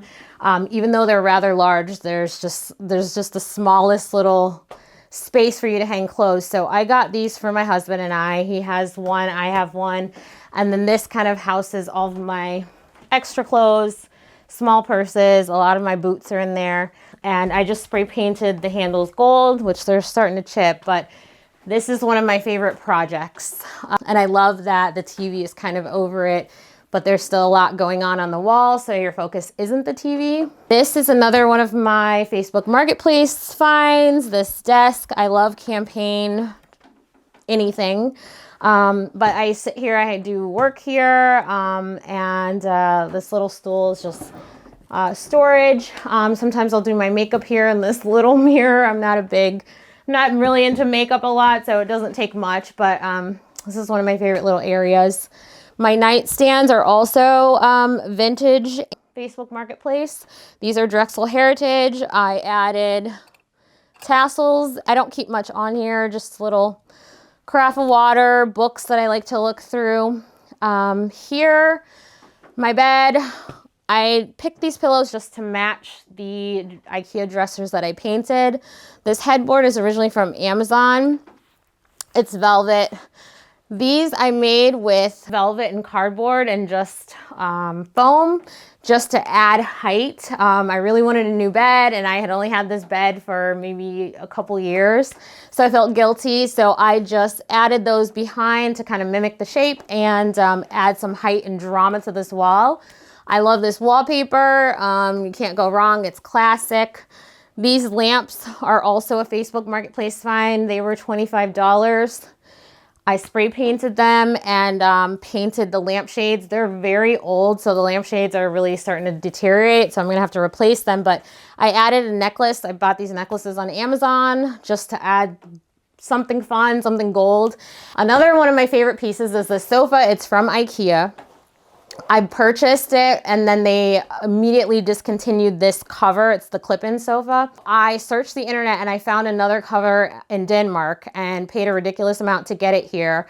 And then I put the sofa in the sunroom at the time, not realizing that the sun would fade the entire top. So I searched the internet for months, found one more. I feel like it was like the last one on earth, and it was from someone in Canada. I bought it. It's on here. This is my last one. And so I'm hanging on to this as long as I can. So I did not intend to have a sofa at the end of my bed, but I didn't want this in an area where my kids would be on it all the time, or like eating, or guests with blue jeans. So we actually do sit here a lot and watch TV. I curl up here just like Saturday afternoon and read or sit on my phone. So it is one of my absolute favorite things. Another one of my favorite things, and this is another Facebook Marketplace find. This mirror is insane. I'm sure it weighs 300 or 400 pounds, but I got this mirror for $50 on Facebook Marketplace. I drove over an hour to go get it. Had no idea that it was this large or this heavy, but the purple is what drew me. I like to use different shades of purple in my bedroom. So we had to actually hire someone to get this hung, and it was very, very intense. We chipped a corner of it. This thing's not coming down. I don't know exactly how we're gonna get it out when we move. But it's definitely coming to every house with me, and I will probably keep this mirror forever. I've never seen anything like it. I wasn't able to find out exactly where it was from or who made it, but I think possibly it's an old Z Gallery mirror.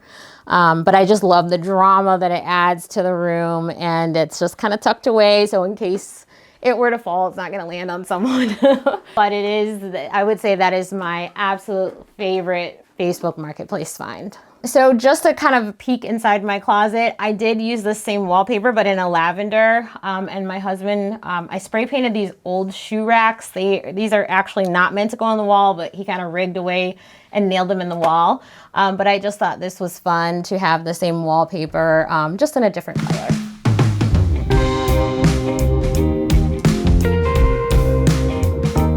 This is the entryway of my home. This is where all the guests come in, so I wanted this to be really impactful. Leading up to the stairs, this little entryway table, as well as this leads into my kitchen and down to another door. So all of these walls kind of match, I guess you could say. I wallpapered this to match the inside of the entryway, to match this, as well as a small seating area that's in my other hallway. So these curtains, I actually added this ribbon myself, just for an added flair. Like I mentioned before, I love anything black and white. Teal is my favorite color, so I added the ribbon with a double-sided tape. This is my fiddle leaf fig that I've been hanging on to for the last couple of years, keeping her alive. And I just like this little pop of greenery in front of the window. This entryway table is actually one of my Facebook Marketplace finds. I painted this vintage campaign dresser in this sapphire blue, and it actually holds all of my kids' shoes. So not all of them. Their main shoes that they wear to school. Just to keep things out of the way, we have limited space. We have a small coat closet. And I just didn't want it overflowing with shoes. So each kid gets a drawer and they have their shoes in there. This is one of my favorite lamps. I actually broke it and kind of glued it back together just because I could not find another one, but it was all white. The lampshade was white. This was white. I spray painted this pink, and I used fabric paint on this shade and added a tassel. And I love the little pop of pink that matches all of my art on the gallery wall going up the stairs. This wall, it's actually funny. I've always had a mirror here because there's an actual alcove behind here that I wallpapered over, and our old thermostat, there's a little piece left from it, so I just like to kind of hide that. But I like the idea of having a mirror in the entryway. It just makes the space bigger and brighter, and I can check myself going in and out of the house. This is one of my favorite art pieces. This is, I believe the artist's name is Natalie O Decor, and I've had this for years. It's just, I love looking at it. But it's also strategically placed because it hides a little part of the alcove behind here. And then I just threw some books on here, shoes, of course, because my kids' shoes are in there. And these pieces are from Home Goods. And so this little ottoman is one of my favorite pieces as well. This is from At Home Stores quite a few years ago. My mom actually got it for me for my birthday. And it's just so that we can kind of sit here and put on our shoes or drop a purse, drop bags. It's just like a little landing spot, and it just adds some color and texture to this fun space. These are the original hardwood floors. They were in really good condition when we bought the house.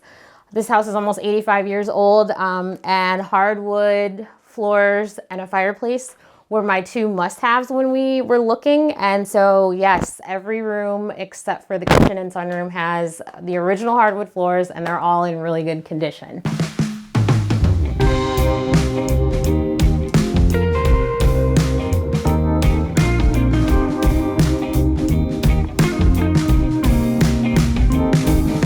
Home means to me a place that you never want to leave. This is my place of comfort. This is my happy place. I'm a homebody. I don't care so much about traveling and vacation, but if I could just curl up in my pajamas on a rainy day and be home, that is the best feeling. Here with my family, watching our favorite shows or playing games, and we're all just hanging out, which we do a lot. That's the feeling of home for me. Homeworthy, it was so fun having you here in my home, but it's time to go.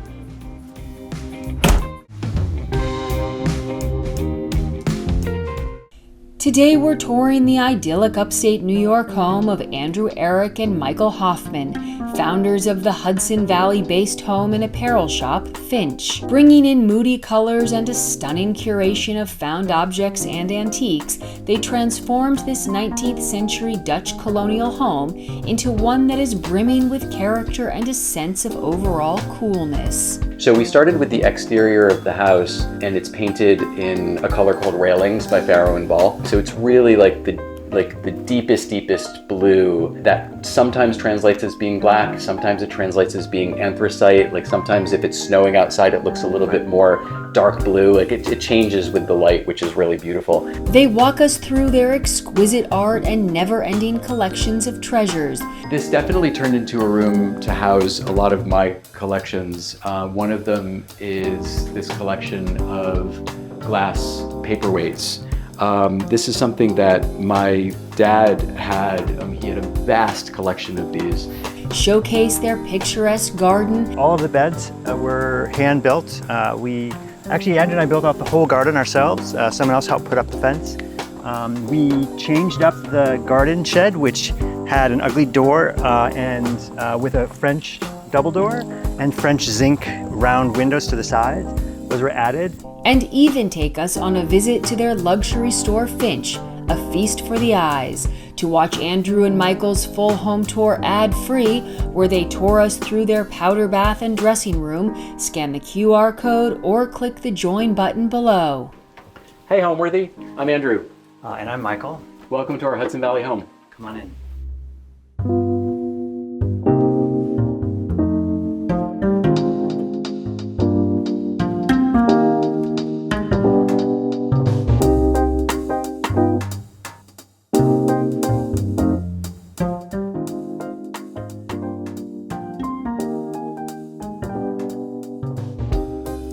You're watching Homeworthy, where we believe every home has a story. I'm Allison Kenworthy, the founder of Homeworthy, and we take you inside the world's most beautifully decorated homes and introduce you to the brilliant people who live there. Hi Homeworthy, I'm Liz Lang. Welcome to Grey Gardens. Click the join button below to access all of our latest episodes ad-free and watch extended cuts of this and other homes, opening the doors to new rooms and exclusive content featuring our beloved hosts. I can't wait to see, I'm so excited.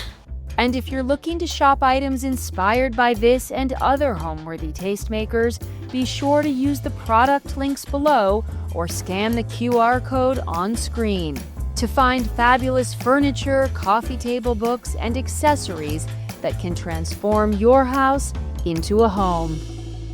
Hi, I'm Andrew Arrick. And I'm Michael Hofemann, and we're the co-owners of Finch. And you're at our home in Churchtown, New York. When we first came up here to the Hudson Valley, we purchased a farmhouse, a very large farmhouse, which a lot of people, weekenders, do when they come up from the city because of the excitement of finding something that's generally the same price as a studio apartment. So all of a sudden we found ourselves with a 4-bedroom farmhouse that quickly, after a number of years and really enjoying the house, turned into a never-ending project and too much house to handle. So we put that on the market, and just coincided with, unfortunately, with COVID. So we sold the house.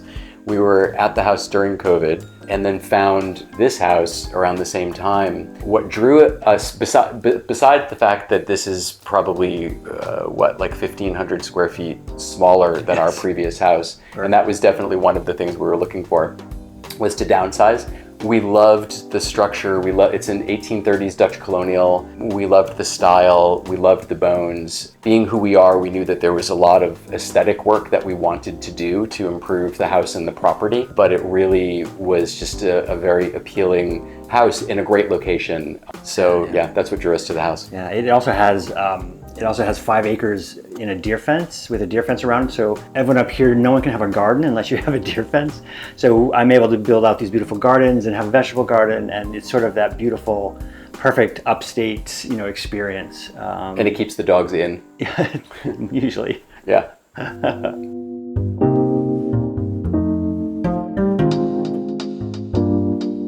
Here we are in the front hallway of the house, and as I had mentioned prior when talking about color inspiration, this is where I brought railings into the interior from the exterior of the house and brought it up the stairs, up the stairwell, and then all of the trim in this room. And you can see our love for dogs up on the wall, portrayed on the wall, with a mixture of vintage paintings and a couple of other more contemporary pieces. There's a Hugo Guinness there. And then a friend of ours who does these beautiful watercolors, Mary McGuire. And then up at the top of the stairs, we have some photographs of a couple of our dogs who are no longer with us. Other thing to note is the runner that we found is a vintage French rag carpet that we had made for the runner, and then you'll see there's a little piece of it that's upstairs as well. So the hallway, the paint in the hallway is the only place where I actually just did a really clean, pure decorator's white, because there's so much color everywhere else. I thought that it was a nice area where it could be sort of like a neutral cleansing palette. The light fixture in the hallway is a fixture from Tradition Copenhagen, which is one of the new furniture lines and lighting lines that we carry at the store. And this is a handmade blown glass pendant.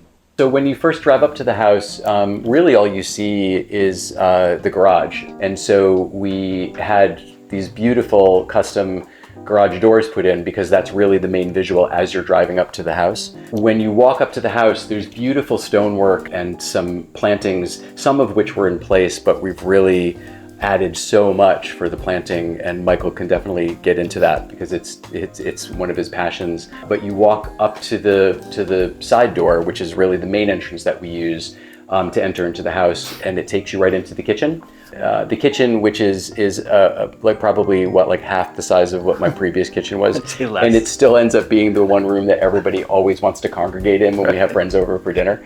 So I'm dodging people and dogs when we're trying to make dinner.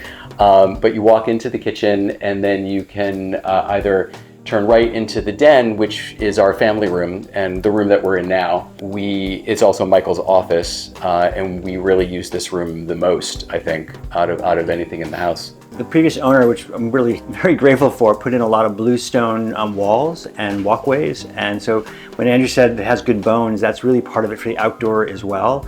So it's kind of, what's great is that it creates this sort of canvas that you can start layering on top of.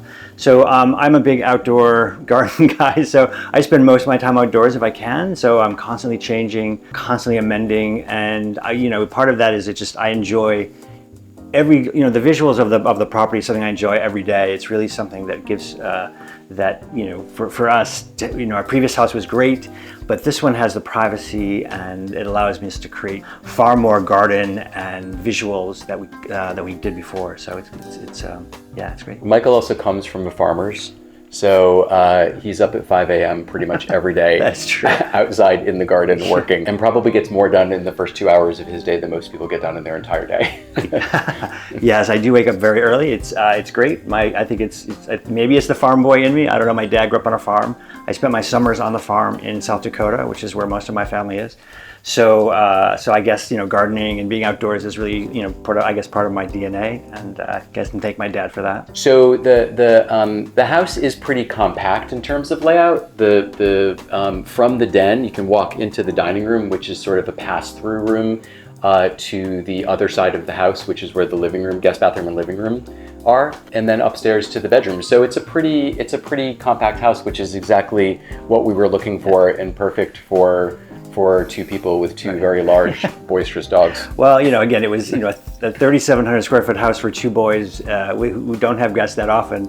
So this one is just, it's compact. It's, I honestly, and I say this when people ask, is that it's just a little jewel box, and I wouldn't trade it for anything at this point.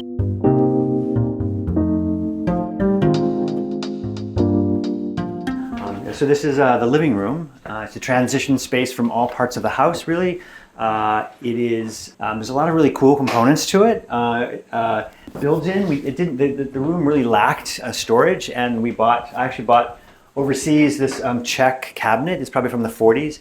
And Andrew, his idea was to take this and then build cabinetry around it, so we'd have more storage. It looks really great in this color, and it's now been wrapped around the door. So also just further to that, what's nice with this is that we had our contractor raise it up. So it's a small room, and by doing that, it really makes the room seem a little bit bigger, that it has slightly taller ceilings. It gives the appearance of it being all a little bit more open. And we also, because we had a huge pantry in the other house, we had no storage in this house for anything. So I still have probably like 8 or 9 boxes of things that are in the basement that still have nowhere to go. And it's it's another good example of a mix of styles. The chairs are 70s Italian, 50s Danish table, 1930s Jens Risms chairs on either side in beautiful strap leather. And the middle, against the wall, this amazing cabinet of drawers, which was probably for a jeweler or something that in more of a commercial setting. And we brought it into the store. And it sort of sat there for a week, and then a second week I assumed it would just be sold in a minute, and then we realized it would look amazing here, so I put a hold sign on it so that we can decide if we wanted it. And of course, the minute I put this hold sign on it, everyone wanted to buy it. And normally, I never say no to people because I want to sell it and make them happy. But it was just one of those things that I didn't want to lose, so I kept the hold sign on it and kept telling people no. And eventually I moved it here so that we'd stop, teasing everyone about the fact that there's a cabinet that's been on hold for 3 weeks in a store. But it looks perfect. It just adds that sort of sense of, I don't know, it sort of fills the wall. It has visual interest, and I just love the worn wood. And adds warmth. Yeah, I mean, it's sort of, it has wear to it, and it's sort of that perfect worn piece, and it's also got very narrow depth, which is really important for a room that doesn't really have a lot of square footage. So I think also another great thing to note is the painting. This is a more recent acquisition, but this is a local mid-century artist. He was an artist in New York City for many years named Eugene Arcieri, and he settled in Woodstock, New York, in the later part of his life. And we have this really wonderful art dealer that we buy from, and he bought many pieces from the family after Eugene's death in his 90s, and he was apparently painting well into his 90s until he passed away. So we do have many of these pieces in the store, but this was one that really spoke to us from a color perspective, and so we brought it in here. We thought it was a great addition. And next to it really is one of my favorite pieces in the house. It's a sculpture of either a dog or a lion. It's from Finland. It's from the 1930s. It's a beautiful Finnish sculpture. It's really one of my favorite pieces. So we've actually bought the lights from a local dealer in Hudson. They are really known for having this great vintage lighting. But what's interesting is that we're trying to, again, mix styles and not be somewhat unexpected to have a pair of Sputnik lamps in the room, and I think they're perfect.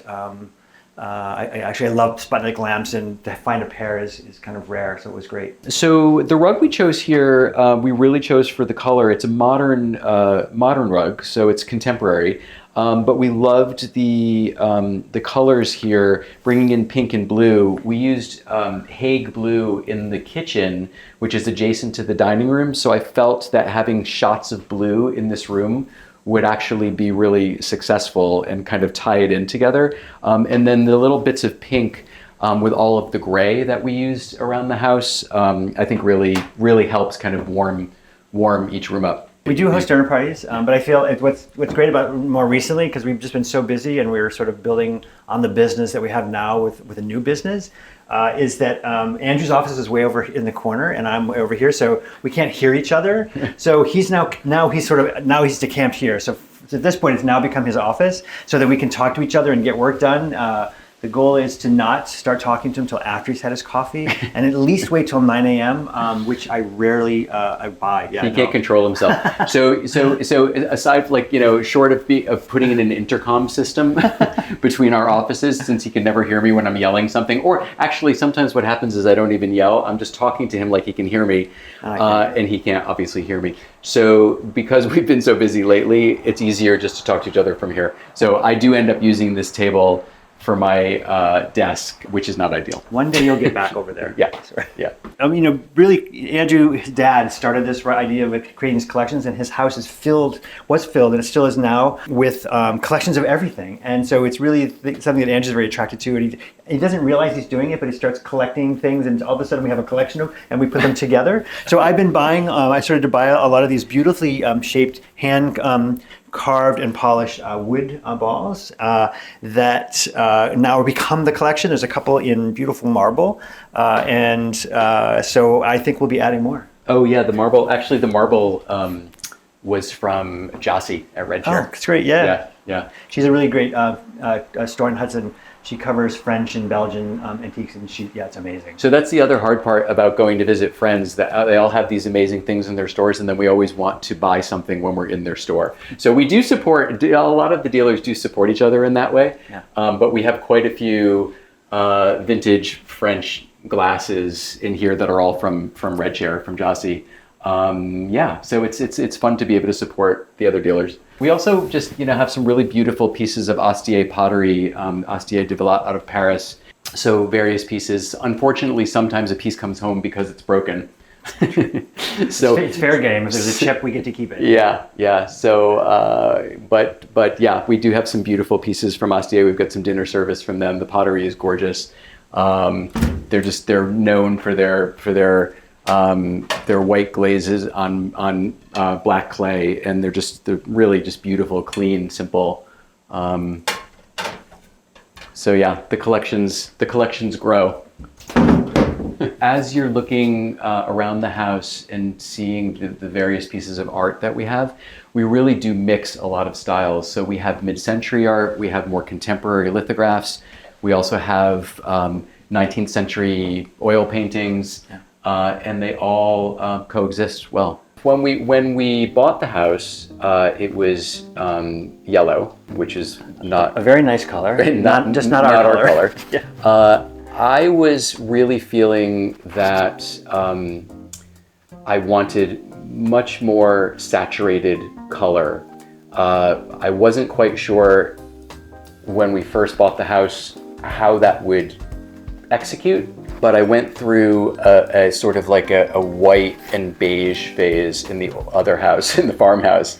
And so really wanted to embrace color here, and whether that was wall color or through artwork or rugs or whatever, that was really my intention. So we started with the exterior of the house, and it's painted in a color called Railings by Farrow and Ball. So it's really like the deepest blue that sometimes translates as being black, sometimes it translates as being anthracite, like sometimes if it's snowing outside it looks a little bit more dark blue, like it changes with the light, which is really beautiful. So I started with that, wanted to also have that be incorporated in the house. So in various rooms, I used that railings color up the stair railing, I used it for trim. onto the second floor, and then built it from there. So the rest of the main color that's on the first floor is mole's breath. It's a beautiful gray, also from Farrow and Ball. And that was sort of a mistake because I told our painter to get something else. There was another gray that I was fixated on, and I told him to get that, and he ended up coming back with mole's breath, and I was, freaking out thinking it was a mistake. And then it ended up being all over the house. So what we did was, the room that we're in now, I painted the walls in just a flat mole's breath, including all of the trim. So the trim and the walls are all the same. And then brought the mole's breath into the dining room, and then brought it into the living room. But in the living room, everything is painted in high gloss. So I played around with finish, but kept that sort of common thread of color throughout the house so that subliminally people sort of, maybe they register it, maybe they don't. So when he says color, he means dark, moody, black and gray, and and putty, dark putties. So yeah, I like moody colors. And and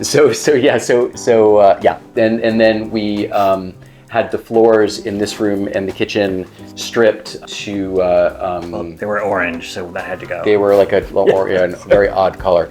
So we had them stripped and then had them kind of not bleached, but it's sort of, what's that? It's like a Nordic seal or something. Arctic sealer. And then brought in color with the saturated indigo over dye carpet.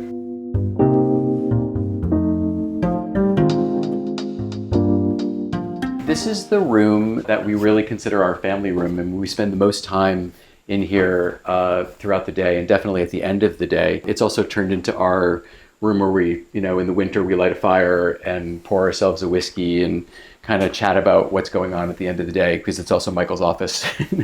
But we also watch TV in this room. Well, sort of. We don't have a TV. There's no TV. This is our TV. Yeah. It's the only TV allowed in the house. Yeah, which all of our friends can't believe when we say we don't have a TV, but no TV in the house. Right. It just wouldn't work with the visual.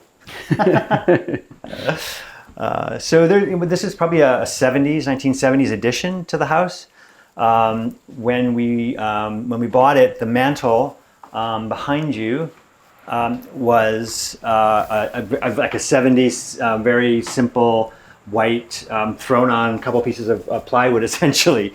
So what's amazing is that it's an 1830s house, and just at the moment that we needed it, after we bought the house, I found at an auction this 1930s mantle.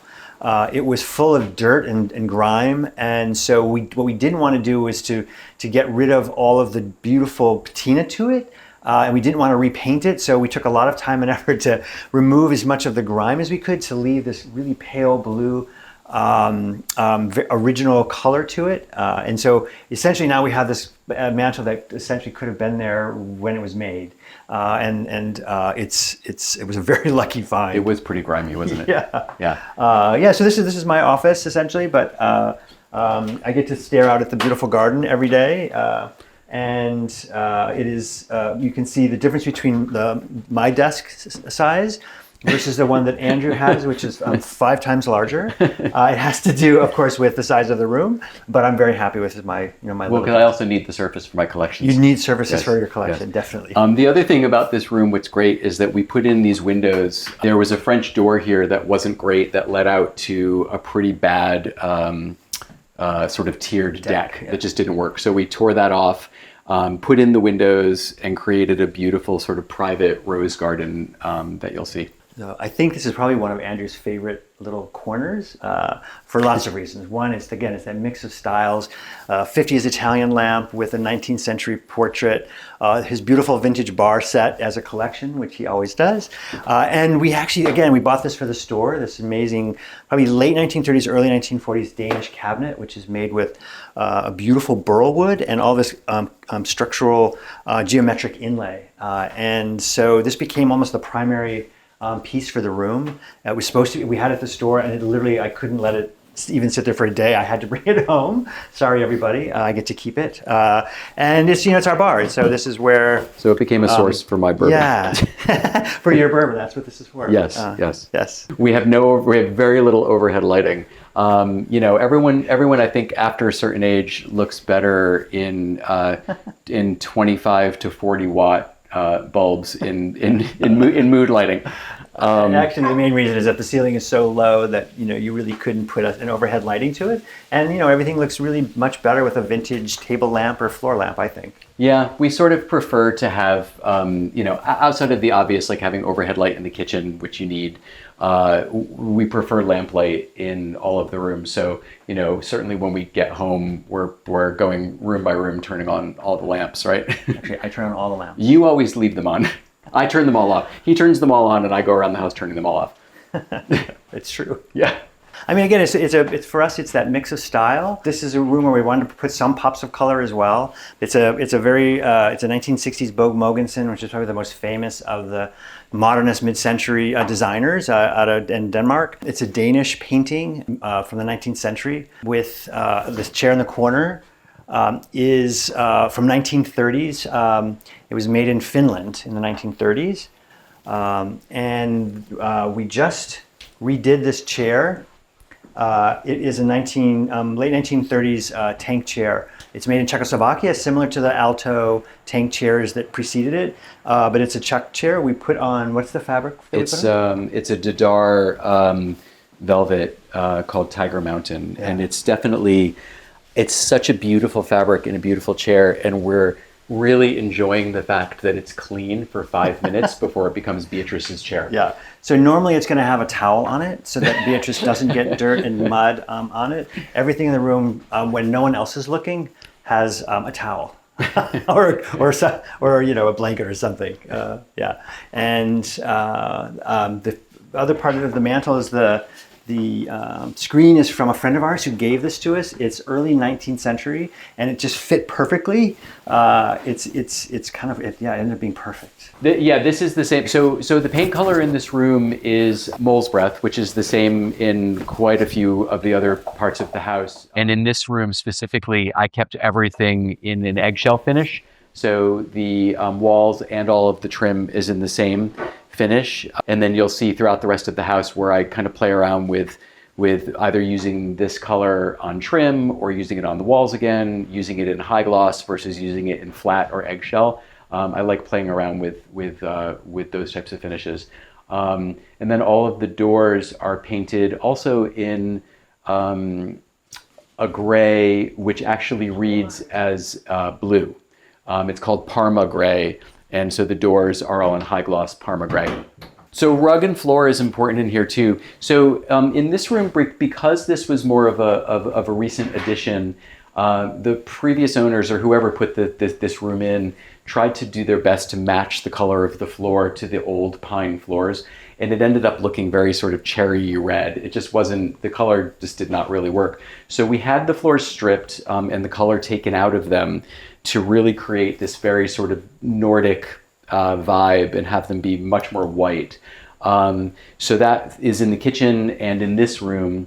And then we have a collection of these really beautiful vintage over dye carpets. And this one used to be a little bit more indigo than it is now because it's showing its wear.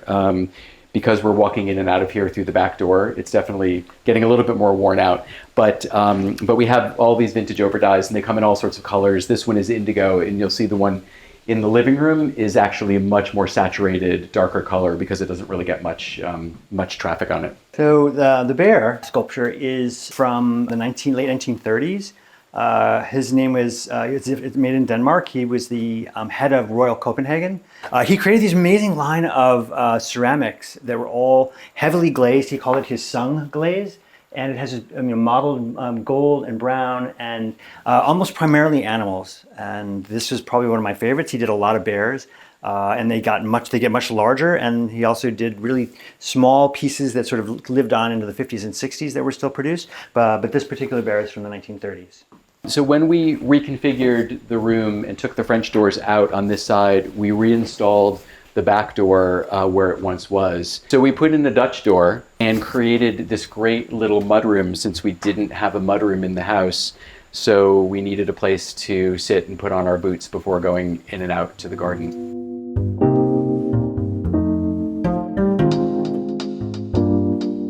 So this is the kitchen and kind of one of my places of refuge. It's really, when I first moved into this house, thought that this was going to be way too small since my kitchen in the farmhouse was double the size of this.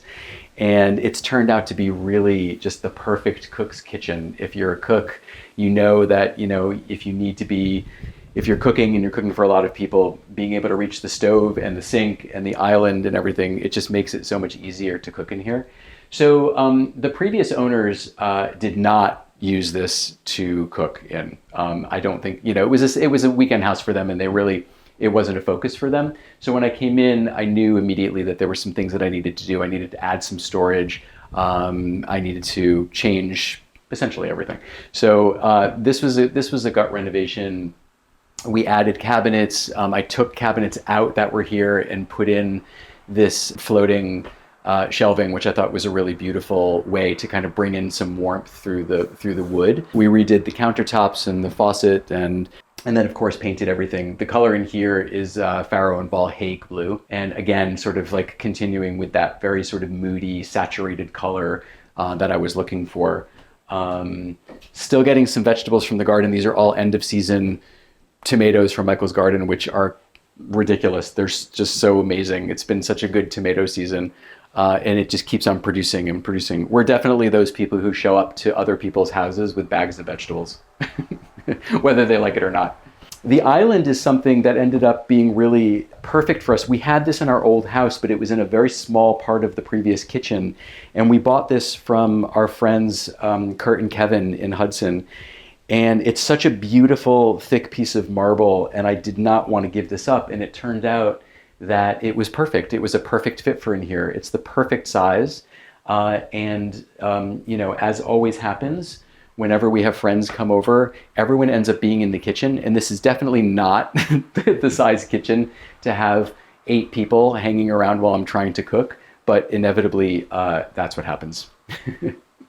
The light fixture above the island is something that we actually bought from another dealer in town who always had amazing architectural salvage.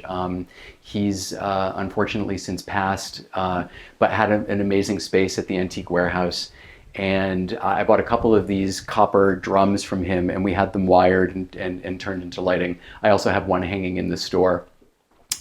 This was all built. Like I mentioned, there was no storage at all and no pantry. So I had all of this built for dry storage for food. And then also around the corner had to create another small thing here for the dogs so that the dogs have a place for their food. The sink was here. I ended up putting in new counters and a new faucet. Yeah.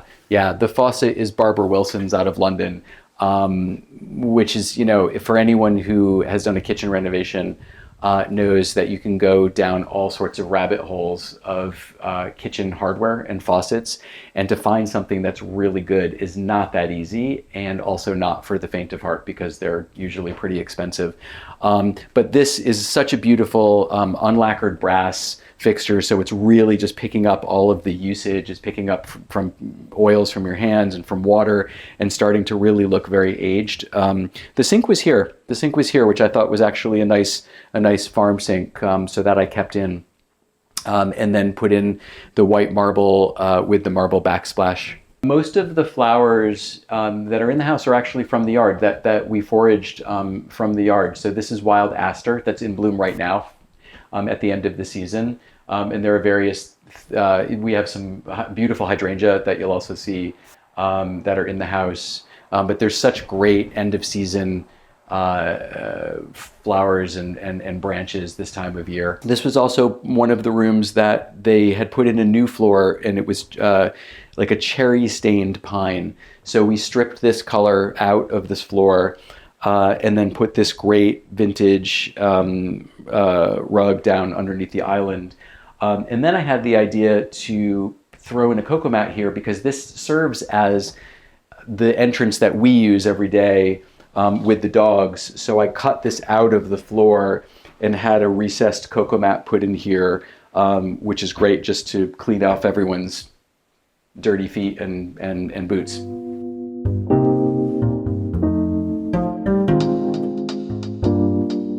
Right off of the kitchen is the screened-in porch, which is one of my favorite rooms. I am really not happy when it gets very buggy outside. And also Beatrice actually loves this room too. So she always, when she has anything buzzing around her, she comes running back into the house. So we had this, we found this day bed also in Hudson, had the cushions recovered, and just some really, simple, neutral throw pillows in here. But it's such a beautiful room to hang out in at night, to have dinner out here. It's just magical. I mean, the light in here is beautiful, and the breeze, and also on a very hot summer night, to sleep out on the daybed is a bonus. So the furniture in here is all vintage finds. We found this table from our friend Robin in Hudson. These chairs are vintage French wicker chairs. Actually, they came from Fort Lauderdale, of all places. And then the pair of sconces hanging on the wall were actually a gift from my dad and his husband. And then there's one other piece in the corner that there's an iron eagle that's sitting on a rock or a stump. And that was also from a store in town that we bought from a dealer in Hudson.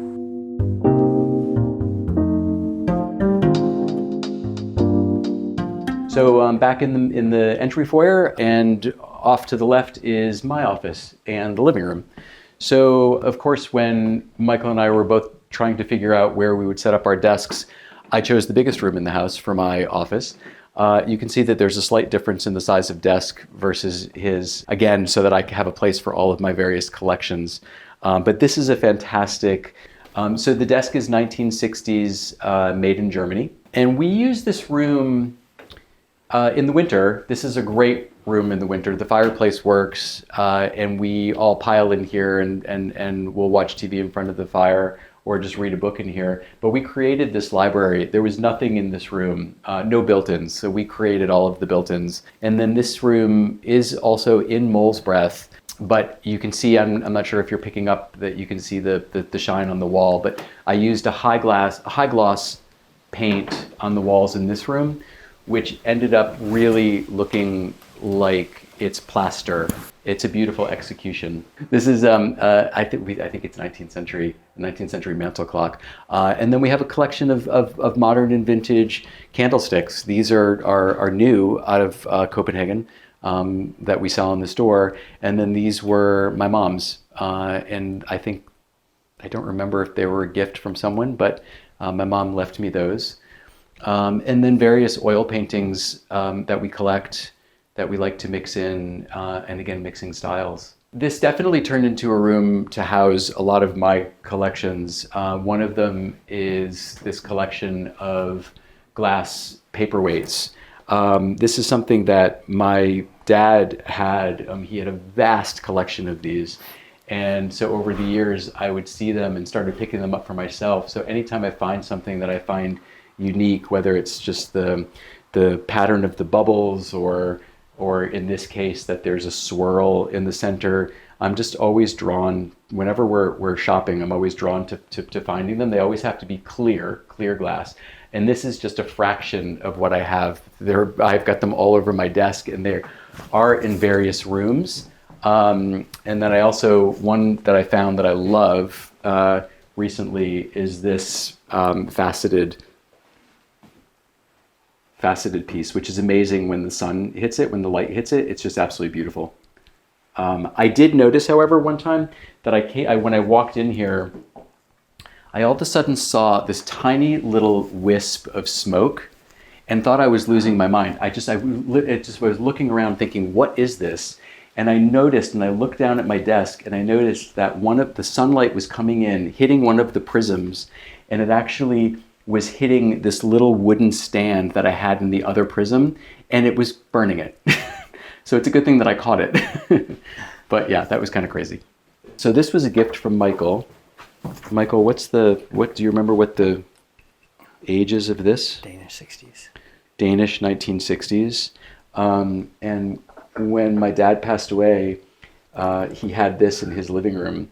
And I just always remember looking at this and thinking I loved it and thought it was cool. So yeah, I was able to get this when he died. Just lots of collections. This was from an antique dealer who actually had this amazing place in Red Hook, and she's no longer there. She's since passed away, but she had this great collection of all sorts of objects. We have a couple of hand-painted blocks in the other room, but this was something that's a horse for the, I think it goes on a horse bridle. So I thought that was great. And then this also, another nod to my dad, but he had this great collection of all of these little toys, these collapsible little toys, and he gave this to me a number of years ago. So this I keep in a prominent area, paying homage to my dad. The desk is just, you know, it's, again, there's so many different collections of things that I just pick up in various places as I'm traveling. It just, you know, it's kind of random, whatever speaks to me. This was a gift from Michael at one point, this brass bee. This is this very cool little object that we found at Brimfield by another friend of ours, a dealer who's also an artist. His name is Reese, and he gave this to me. But actually, Reese is an artist, and that's one of his paintings on the wall. He does beautiful, beautiful work. He's based in Kansas City and does amazing work. And that was one piece that spoke to us. The colors were perfect for this room and for the house, for the muted color palette that I have everywhere. So we fell in love with that piece. This piece behind me is an oil painting by a Danish artist named Isaac Sawyer. And again, we had this in our previous house and brought this with us because it is one of our favorite pieces of art. I just think that the quality is, it's amazing. I mean, the lines are so beautiful. She's just exquisite.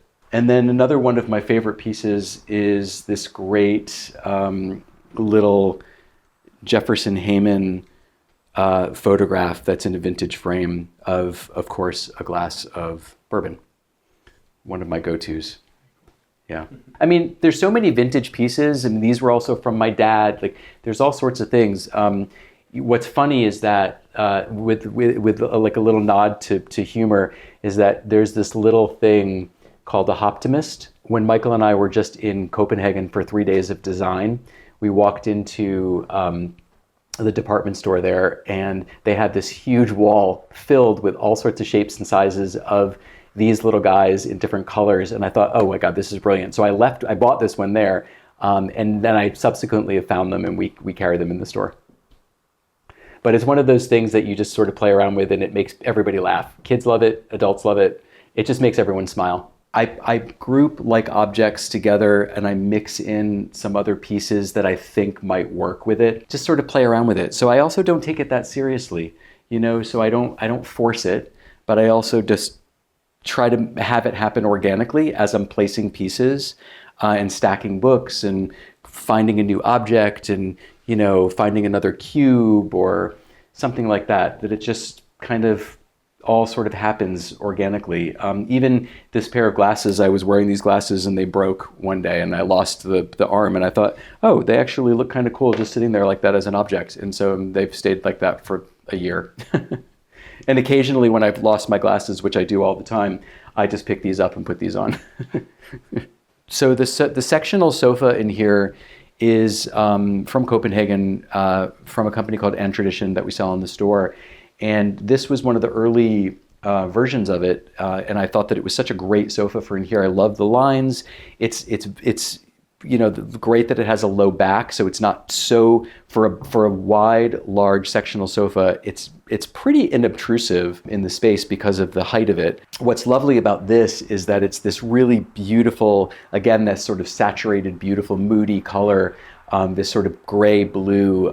It's a Raf Simons fabric that he designed for Kvadrat, and this is great. The only thing with this sofa is that the dogs, when they're allowed into this room, also love the sofa. So I'm always brushing dog prints off of the seat. The chair here is a 1960s vintage cognac leather chair. And then the chair here is something that we found, also a vintage piece, and we recovered it in a men's suiting fabric. Now in this room, I had referenced the saturated vintage overdye rugs, and in here, this is one of the indigo, sort of gray indigo vintage rugs, which I thought looked beautiful on the original pine wood floors. These are the original floors for the house in this color, and I thought that the gray and the blue here looked gorgeous.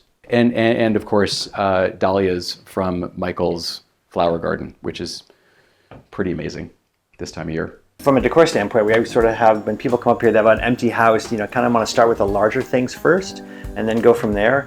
There really isn't, again, there's so many antique stores in Hudson, and it's take your time. That's kind of been always our advice for people. And we actually advise people to, mix styles. People want to sometimes go with this one era or one visual, and we're sort of big fans of mixing that up. You can put vintage, even 19th century pieces can sit and fit well with 1930s or 1940s pieces. So mixing up is definitely something that we tell people to do. So. Well, I mean, part of it for us is that because we have a vintage shop in Hudson, we cover. We're modernists, but we, include 1920s to 1970s, maybe 1980s in terms of the era for furniture and decor. And so that's sort of what we've created here. So if you go through the house, there's every era, every modernist era, again, from 20s to 70s. And that's sort of how we built the visuals. And it works well. I mean, it's our whole kind of ethos is modern vintage. We play around with that concept all the time at the store, and we mix styles, and if it doesn't work, we change it, but most times it works. We definitely, you wouldn't necessarily think that a mid-century sofa or a mid-century tank chair would work in an 1830s Dutch colonial house, but we've made it work, and the juxtaposition actually is really nice. Right. And surprisingly, people ask you must change out your furniture all the time. We actually don't. We sort of find the things that work, and we sort of, we keep that. We change things a little bit. But the rule is one thing in, one thing out. So if we have to, because we don't have room for anything else. So if something new comes in, something has to go back to the store. Right, that is true. Yeah.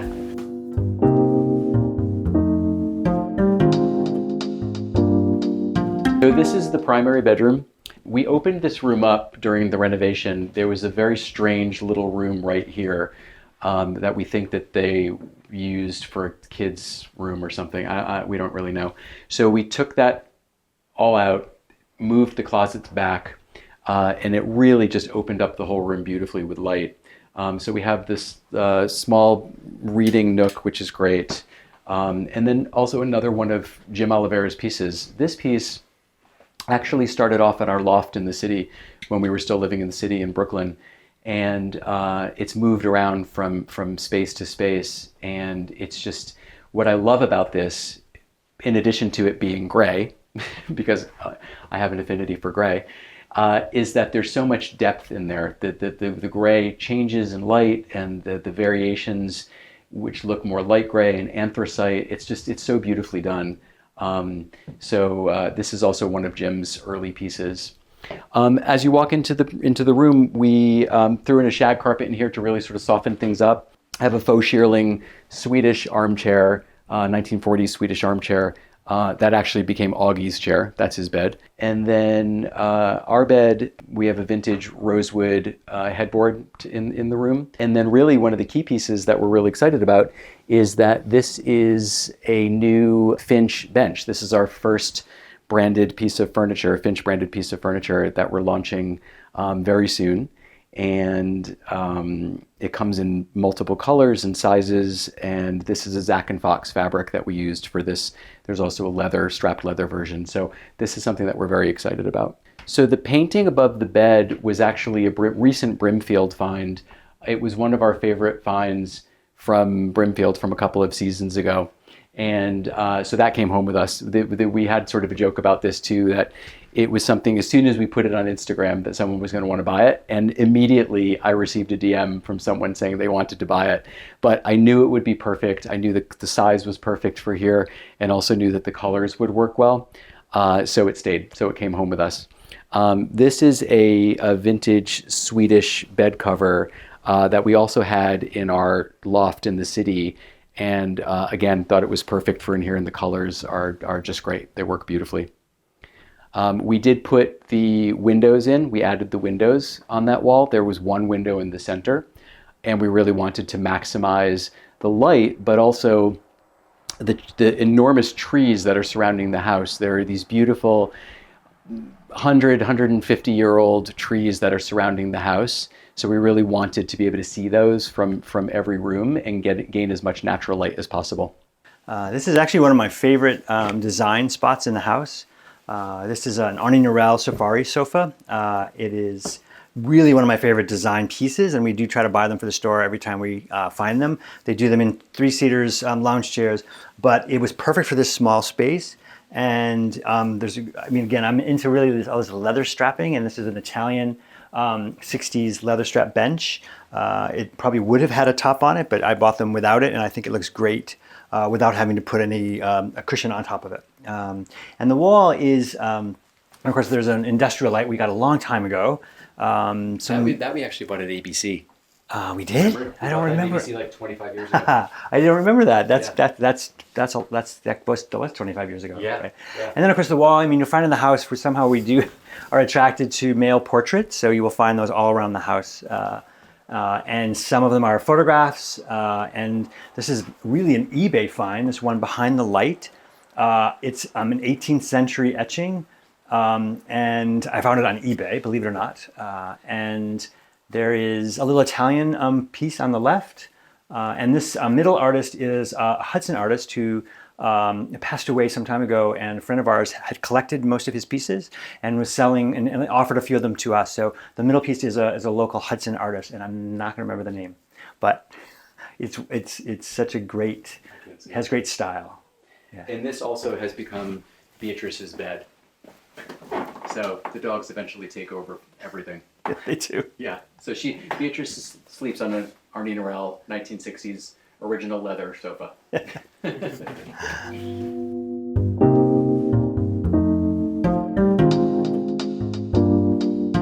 The bathroom is something that I'm really proud of because it was a wreck, and this is a total gut renovation.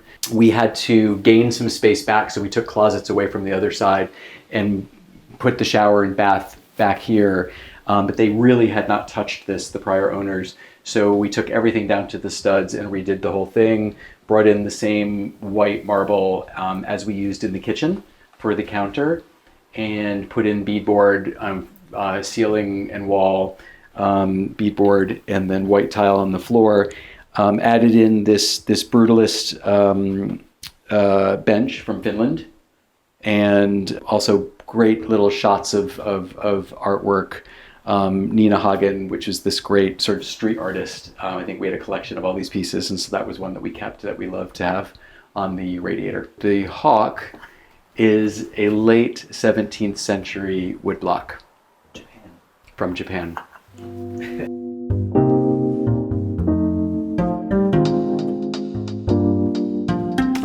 So when we bought the house, the garage had really horrible, cheap garage doors on it.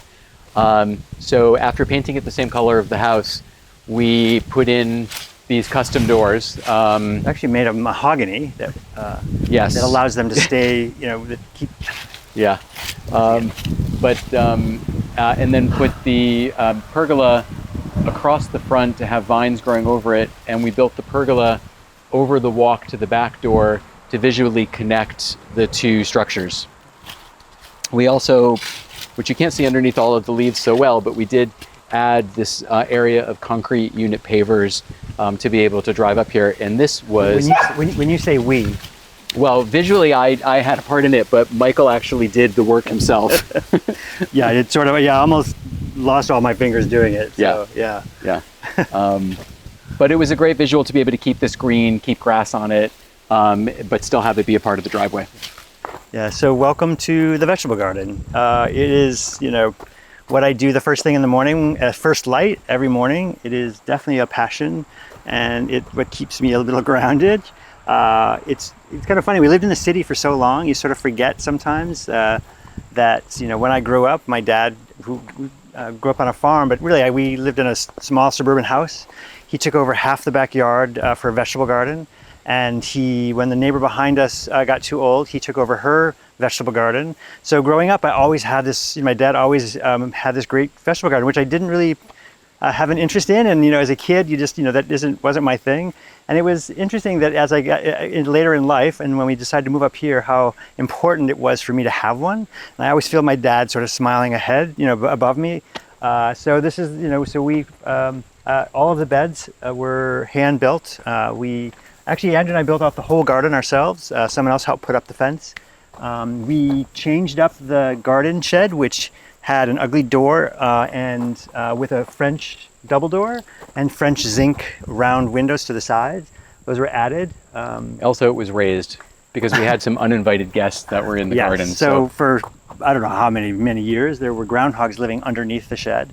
So the only way to get them out really was to lift up the structure, evict them, and then put a concrete slab in there so they wouldn't come back. We evicted them.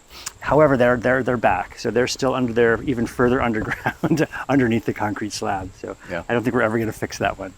And then the newest addition to the space is the greenhouse, which was partially Michael's birthday present.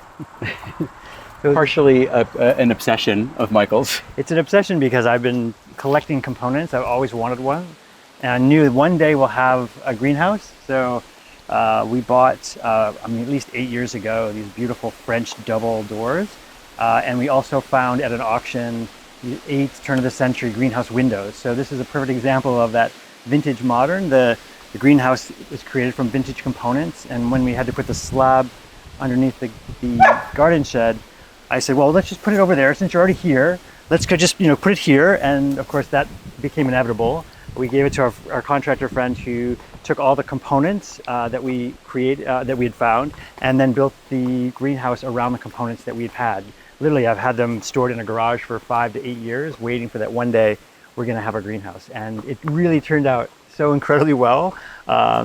It's going to give us enormous pleasure for many years to come. Yeah. So we just started we're just starting now to build the garden on the left. We're starting to build the paved part of it with bluestone pavers, and eventually this will be a whole more of a shade garden. And then we do some potting in here, some early season, early spring seed growing in here, and then I try to have a few other things potted in here. I'd love to have some tropicals in here, but it's not an all-year greenhouse. So whatever tropicals I get in here would die unless I moved them into the house. But we have lunches in here, and sometimes we have breakfast. It's just a beautiful spot. And we have the gardens we're building out behind it, so that's coming next. Still work in progress, but just more work, and it'll be perfect. I don't know. What was the inspiration? I mean, it kind of...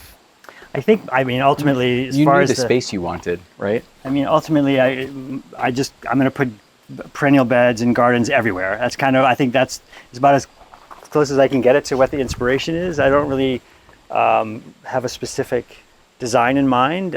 So it's sort of, I start adding more and more beds every year. There'll be another one. The whole side of the house over here is now going to eventually be something. Which I love about doing it this way is that the more beds and perennial gardens that we build, the more weeding I have to do. So yeah.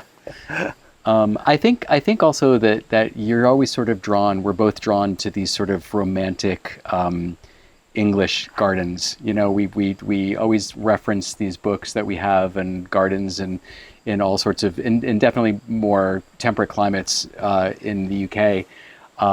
And love how they sort of look effortless, and they're obviously not effortless, but they appear to be effortless and have beautiful wildflowers and just kind of free form, but also mixed in. He started to create some topiary, so that's in our future to have a couple of areas of topiary garden. Yeah. But we both are drawn to that very sort of like loose, like this idea of this vine that just happened while we were away for a week, and all of a sudden we came back and had this Jack and the Beanstalk thing happening along here with squash on it. It's a squash plant that I didn't realize how big it was going to get, and we just let it grow. But we both sort of like that sort of like very natural, not forced look to plantings, to keep it more us. You know, neither one of us really likes to have a formal garden. The most formal garden I think that we have is probably our rose garden, you know, that we'll show you. Right. This is the rose garden, and this is really the most formal, informal, formal spaces that we've created.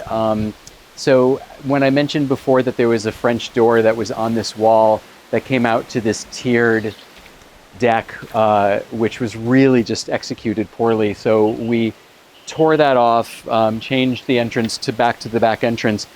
This bluestone patio was actually here, but we opened up the center and the two sides for plantings. We planted everything around here. We planted all of the roses back here. And it's just turned into this really beautiful little area to sit and have coffee and sometimes breakfast in the morning on a beautiful morning. And it's all coming in very nicely. We did this about 3 or 4 years ago now, and everything's coming in beautifully. The roses are out of control. They need to be trained a little bit over the trellis, but they're sort of gorgeous in that they're just draping down and falling down. And again, it kind of plays into that sort of like formal informality that we both really enjoy. And the roses this time of year have been just beautiful. And Augie enjoys it back here too, right?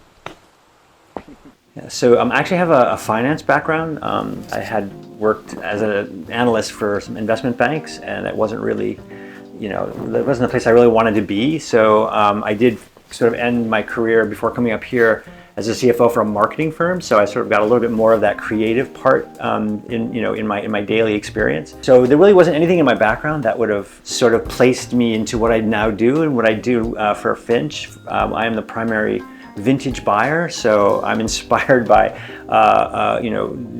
artists and creators and eras. So for some reason, my career doesn't have anything to do with what I'm now doing, which is I get to spend my life shopping, which is really not a bad gig at all. Except that you do run the business side of things. So right. So for Finch, I run the business side too, operations and logistics, and so I'm the vintage buyer. Andrew sort of does everything else. Yeah. So we started the business, started conceptualizing the business about 13 years ago, but the store has been open now for 12 years. And I have a luxury fashion background, worked mostly in wholesale sales for the majority of my 25-year fashion career. It almost killed me. Towards probably the last 8 years or so of my career, I started to veer off into all sorts of other things. I went to school for landscape architecture, so I've always had a design background. And when I was growing up, my dad's partner was an interior designer, so I was always surrounded by that creativity when I was growing up. There was, I think at one point, about 13 or so years ago, where we were both kind of trying to think how we could, like a lot of people do who are weekenders upstate, how can they turn that into a full-time thing? And not everyone's lucky enough to be able to, or have the job to be able to do that, where they can leave and be in a totally different area.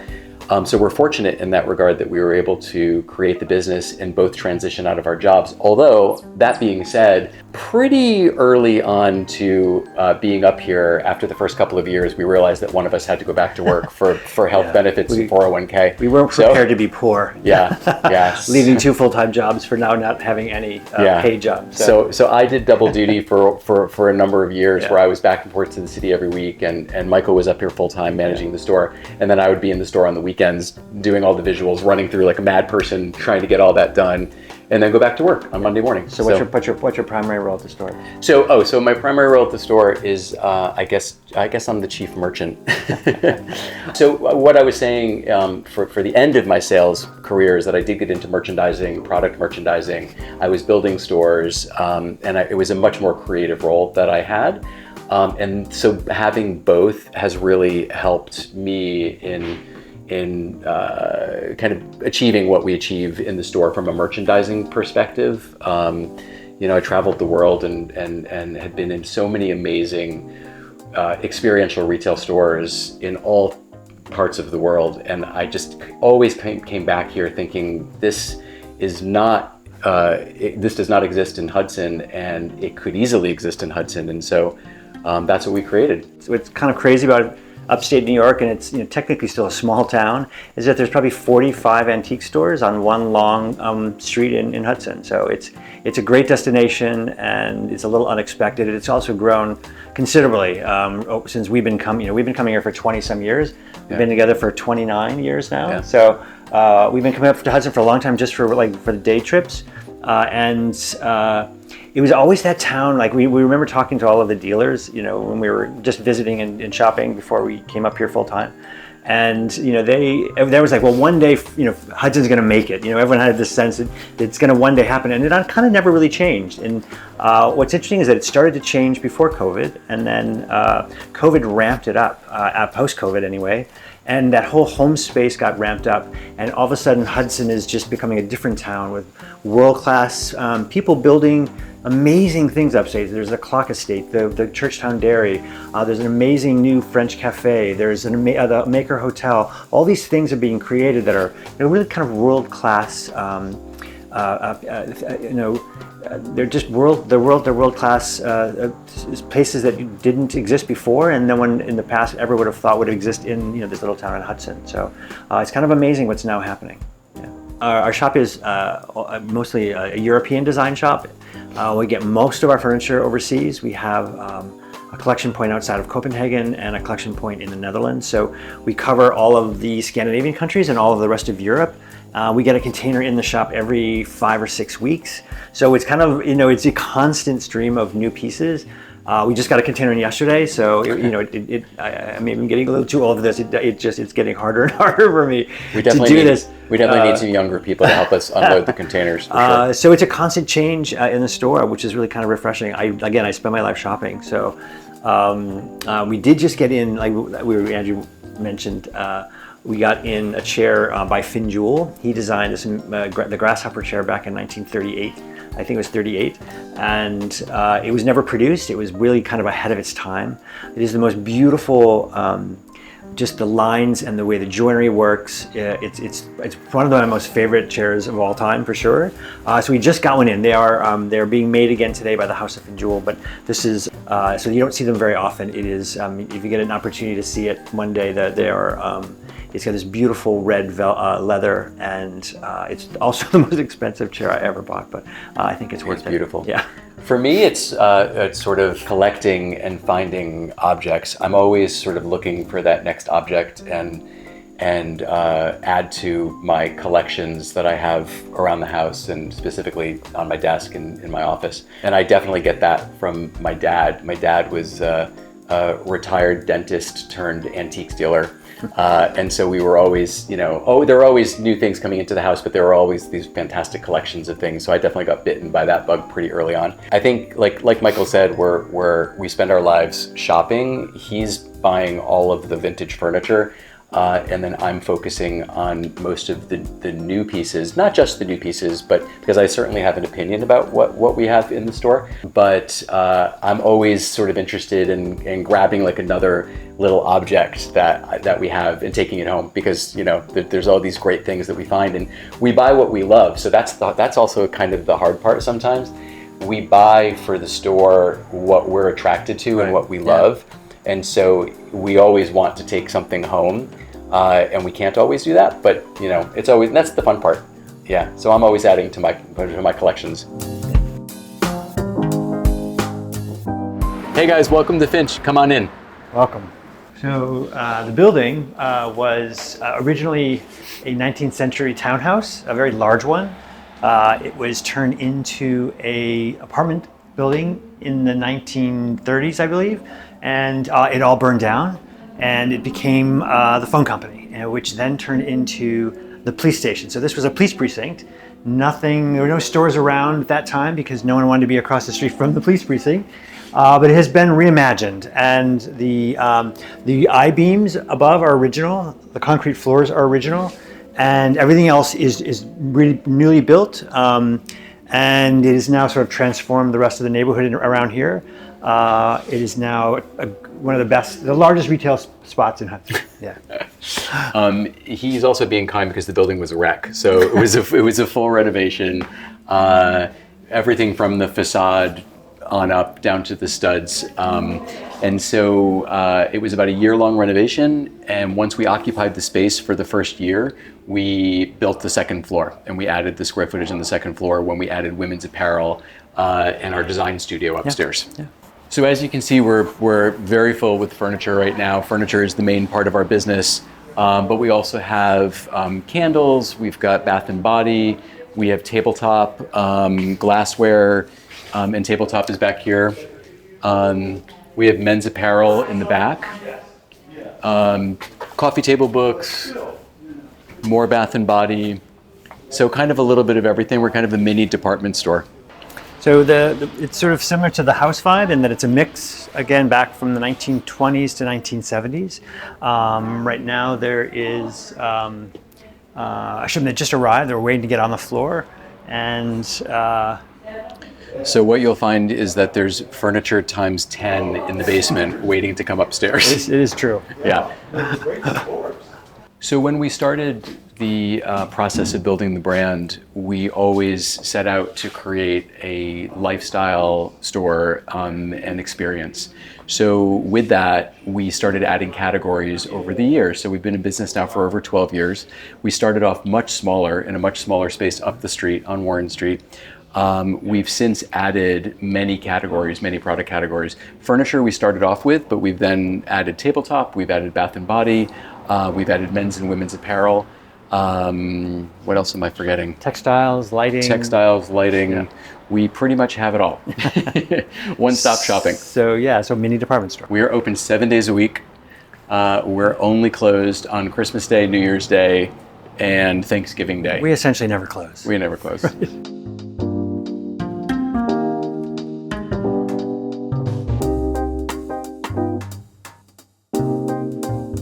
This is women's. We added women's apparel a couple of years ago.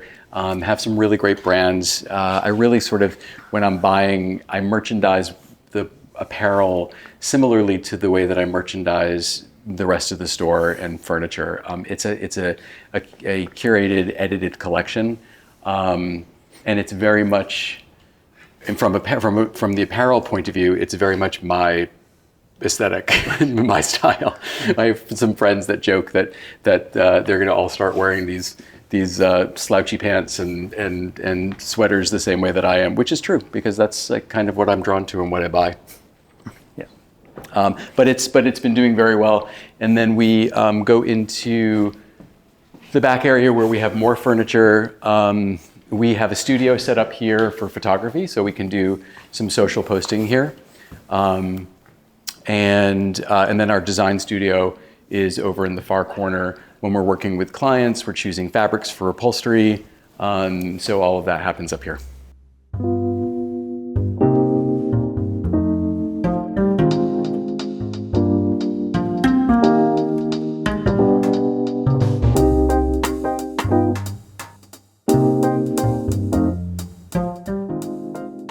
What I really love about this home is the magic that I feel like we've created. It's our refuge after being so busy in the store every day and coming home and just having it be us with the dogs, whether we're gardening or we're mowing the lawn or we're, just making dinner. It's a place of refuge for me, and it's just, there's not a day that I don't feel when I'm driving up to the house and coming home and closing the gate behind me that I just kind of look around and think, oh God, I can't believe that we created this, that I just think it's so beautiful and a place where I want to be. Yeah. I mean, I think that because it's a small house, I feel that it has this sort of, it's comforting, right? So it's not this big house where you don't use rooms. Every room we use, every part of the house is something that we enjoy.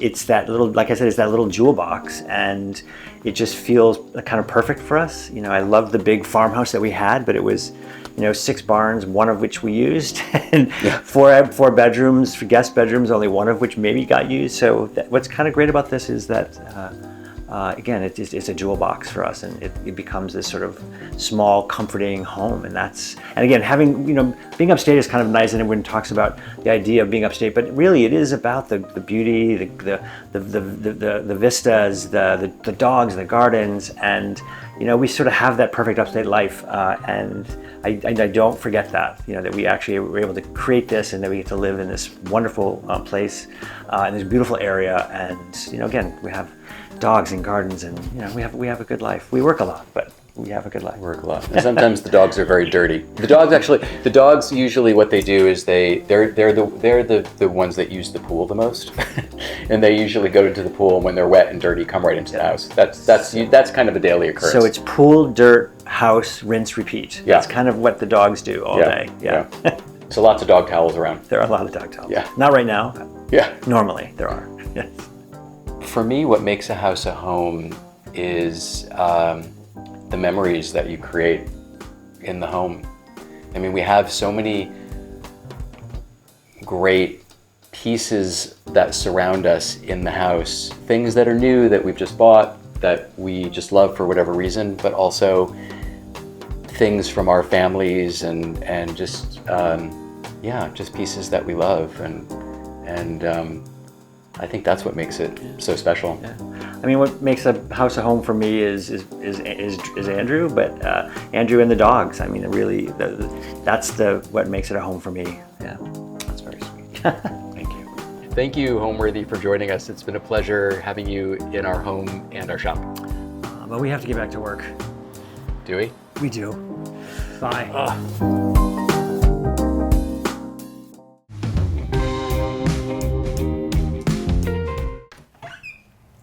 Hi, Homeworthy.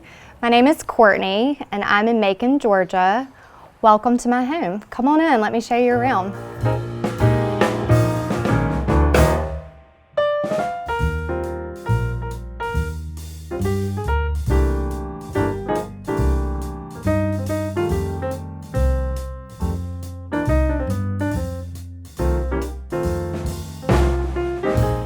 You're watching Homeworthy, where we believe every home has a story. Hi, my name is Courtney, and I am an interior designer based in Macon, Georgia, and I'm so glad you're here. Welcome to our home. So I love homes with character, and my husband and I, we were living in Atlanta. We had looked at several different places, but when we walked into this house, it just felt like the right fit. It had all the old original hardwoods. It has the beautiful moldings. It's a little quirky, which I like. It needed a little love, which I also like because I like to fix things up and kind of put my twist on it. It was built in the 40s, so it's kind of that right time frame. And it's in a great neighborhood. We can walk around, sidewalks everywhere, so we've really enjoyed being here. We were actually living in Atlanta when we started looking for homes in Macon. And a big part of that was because we have family here. Then my husband grew up here, and then my baby sister is here with her family. And I think one of the things that I've enjoyed most is having my nephews come over, and they just run around and they ask me questions about everything in the house. But we never had that in Atlanta. We didn't have family close by. And so being able to see them on a regular basis and them to come over they call us Aunt Coco and Uncle Randy. So for them to come over to our house and make memories with us here has just been really, really special.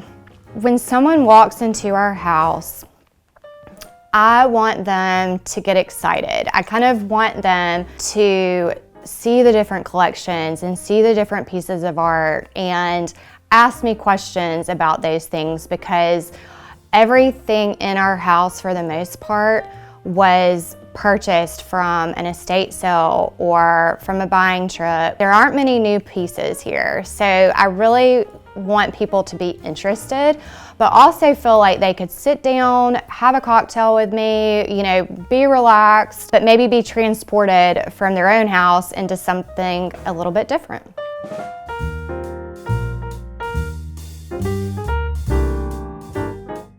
So welcome to the living room. This is the front of the house. So when you walk into the house, this is the space that you come into. And I kind of wanted it to feel like a fun foyer, cocktail lounge, but also a place that is warm and welcoming when you walk in. So I've got a lot of the collections that I mentioned kind of peppered around the room, and some of the things that I want to talk about. First of all is this really fun piece of art. So this is actually an artist from Atlanta. Her name's Karen Crawford, and she's super talented.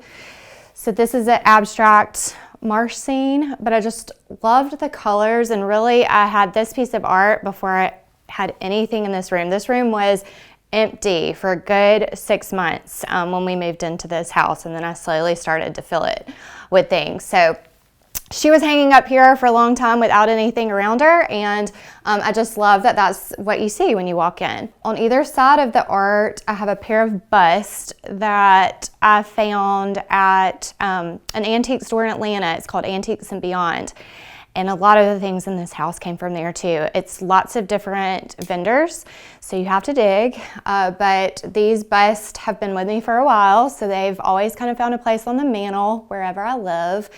And now they're here. So really like how they kind of frame out the piece of art. And then the blue and white, I had to mix a little bit of that in because, as I said, I don't like to be too predictable. So, you know, I kind of like a little traditional and a little funk and a little fun. So that's kind of our mantle pieces that I've collected. These were actually architectural pieces that I made into candlesticks. So put them on the lucite base, and then they made candlesticks on either side of the art. These chairs, so I did find these from a shop in Atlanta, and I really liked the fact that they were more of a modern look. So love the rounded back. They're kind of different. They're not what you would expect with a more traditional table. So I liked that. And then I found this really pretty fabric and had the pillows made to kind of pop some of the pretty chartreuse green that we see in Karen's piece of art right here. This table that's in between, this is a stacking table, nesting table, and it's more vintage, mid-century. So again, kind of mixing it with the more traditional pieces, which I think makes it fun. And so I envision, you know, people kind of sitting right here, having their martini or whatever cocktail they want, and having a little conversation, you know, I feel like this is a good party space. That's kind of what I wanted people to feel when they came in. And then we have our really pretty flowers that a friend of mine helped me do, and she did a lovely job. But I like too that this kind of, you know, this is our focal point. These are Victorian shell boxes, and I actually found this one on a buying trip to England, and then I went back to England and found more of them, and so now my collection has grown, and I always find things that I like, and sometimes I'll use them with clients, and sometimes I feel like, you know, I might need to keep them for a little bit. So that's this little collection, and I like how it kind of brings some of the natural elements into this space. That is this little part of the living room, and then as we walk over, I had this settee made, and this fabric, it's a fabric based out of the UK called Hazelton House, and they did this chinoiserie fabric and this. But I like the juxtaposition of this, a little bit more traditional, it's skirted. You know, it feels like it might fit with the table a little bit more than the chairs, but it all flows. So that's what I wanted. I wanted it to be a little bit more interesting than all one time frame. I love how this little fuzzy trim kind of, you know, envelopes the pillows, and I'll come here and sit, you know, with a glass of wine at night, and I love it. This piece, so this is a French commode with this beautiful marble, and I found this on my very first buying trip to France. So I went to Chateau, which is a flea market outside of Paris, and this little beauty was kind of sitting in the back corner of a tent, and I just had to have it. So this was my first purchase, and it made its way back to the States, and it has been in several different places with me. So when I first got it, I was still in an apartment in Atlanta. So it went up to my high-rise apartment, and then my first condo that I bought, it lived there, and now it's here in Macon. So it's seen a lot. It had already seen a lot before it came to me, and that's what I love about antiques, is that they all have they have a story. So we're not the first owner, we're just kind of carrying it through we're carrying the pieces to the next generation. So this is probably one of my favorite finds. And what I love about this piece is that I've had it in different places, but I've styled it in different ways. One of the fun things that I did in here, which I think is different, is I bought a pair of these lacquered lampshades. So pink is probably one of my favorite colors, especially this orchid color. And there is a lady that makes these shades. She's based out of Charlotte. I found them, I did not know where I was going to use them, and then I brought them in here and I thought they were perfect. So I've got this one, and then I've got another lamp on the other side. The base is different, but the shades are the same. So kind of a little bit of symmetry. This was also something that I found when I was in France. We went back at the end of March. I saw this in an antique shop, and the glass was broken and it needed a little love, but I decided I could do it. So it came over in June on our last shipment, and it found its way here to my living room. Over on the other side in this space, we have another fun table that I found in Avignon, and it's a Italian table, but this real pretty orange marble. I just loved it. I just thought the color was great. So I bought this as well. And like I said before, I'm supposed to be buying for my shop, but a lot of times it's hard for me to part with things. So this little table, I just thought it was the perfect size for this space in the living room. And I've just styled it with some different, I love little match strikes. I'm loving all the little match strikes right now. And this fragment I found and just put the fragment on the lucite base. And then some art with, these are actually Italian marbleized plates. And these came from an estate sale in Albany, Georgia, which is where I grew up. But the yellow color, I just thought the yellow was so pretty. So it all kind of, it's all a little different, but it all ties in because we've got some of the yellow and the orange and greens and just different colors, but it all, to me, feels like it fits here in this vignette. So yeah, really fun. And I love the little tassels. It just kind of gives it an extra little touch over here. I found this piece at Scott's Antique Market.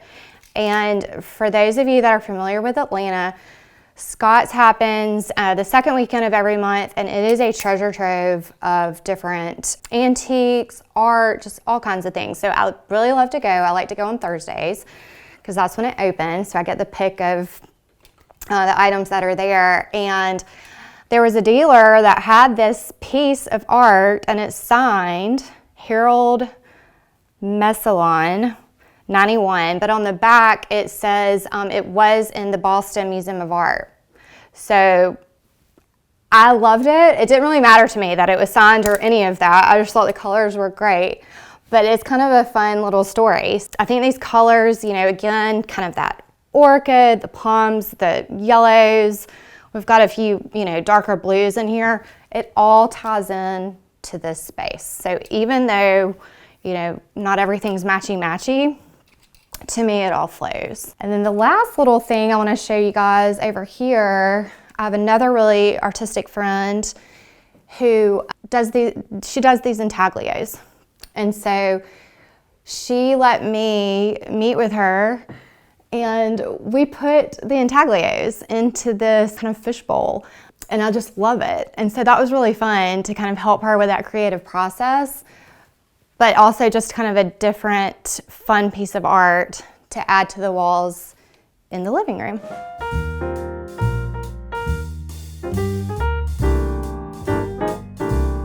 So welcome to the sunroom. This is probably my favorite space because it's really cozy, it's small, and I decided to paint it a really rich chocolate brown just to give it a little bit of, moodiness and create that cozy, warm feeling, because this space is where I'll come in the morning to drink some coffee. My husband and I will come out and have a little cocktail in here.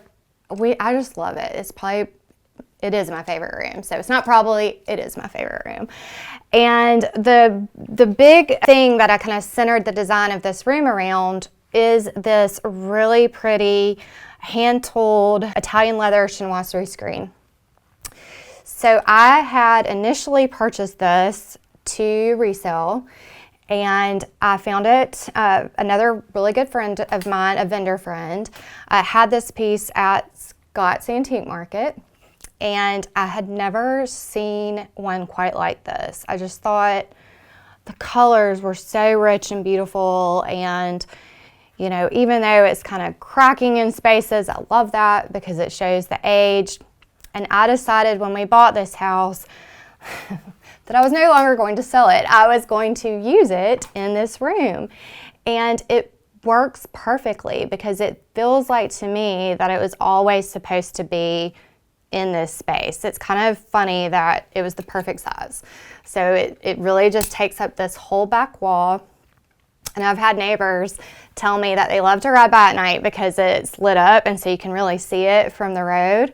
And so that's really fun to me too, is that it's a focal point for other people. So when we talk about home and we talk about sharing our home with our friends and neighbors and family, it's really fun that our neighbors are also getting to enjoy a piece of our home, as they ride by at night. With this piece, I mixed in, so I've got this modern burled cabinet that previously was in my dining room, and I loved it up against this chinoiserie screen because it's fun, it's, kind of lighthearted. I love burl anything. These pair of lamps were also in my dining room, so they just kind of transitioned to the sunroom. And then I threw in some other little fun accessories that I've collected along the way. I have this really fun coffee table book about poolside with Slim Aarons. I love his photography. He's one of my favorites. And then I thought this real pretty glass bowl brought out the deep blues and teals in this chinoiserie screen. And we have a pair of slipper chairs that I found at a consignment store in Atlanta, and they lived in our basement in Atlanta for a little bit before I decided what to do with them, and they're perfect in here. So I had them recovered in this Schumacher velvet and had some more animal print pillows made because I do love animal print. And so when we have a crowd of people in here, all the seats are taken, and these are actually pretty comfortable. And I like that they're smaller so that you can see the screen better. So it's a good little chair for that. And then over here, I have a piece of art that I purchased from Greg Irby in Atlanta. This artist is A.K. Hardiman, and I liked how it was darker. I liked how it's a statement piece, but it also blends in with everything else. I just thought it was made for this room. So got this, hung it here. This is my favorite little comfy chair where I sit and have my coffee in the morning. And it's also in a Schumacher velvet. And then this sofa has lived with me for a long time too, and I decided when we moved here that I was going to recover it in a fun lilac color. So before it was more of a neutral, and I loved kind of the light purple of this fabric, and so had that recovered. It's also a really nice, piece that's lived with me, and I do think if you buy quality, you can take it with you and maybe, you just use it in a different space. So now instead of it being in our living room where it lived before, it's now in our fun sunroom. And so So that's the story about behind the little love seat. And then these pair of lamps, I also found these at a antique store in St. Simons. So I had a client, I had gone down to see her, and she had these lamps. And I said, Molly, where did you find these lamps? And she told me, and so I had to go get myself a pair. And so I got these fun shades, put these on these teal lamps, and it really works nicely in this room. It just really pulls. I think my thought behind this space was not to have too many loud fabrics or anything, but really to keep it soft, but keep it interesting, keep it cozy, and I really love how it all turned out. The last piece I want to show you in here, because I love a moody lady, is my first moody lady portrait that I found on my first buying trip to Round Top, Texas. So she has to come with us too. And I do like a moody lady. So now she's here, and when we come in here to sip our coffee, she's watching. But I like it. She's part of our family. So that is our sunroom.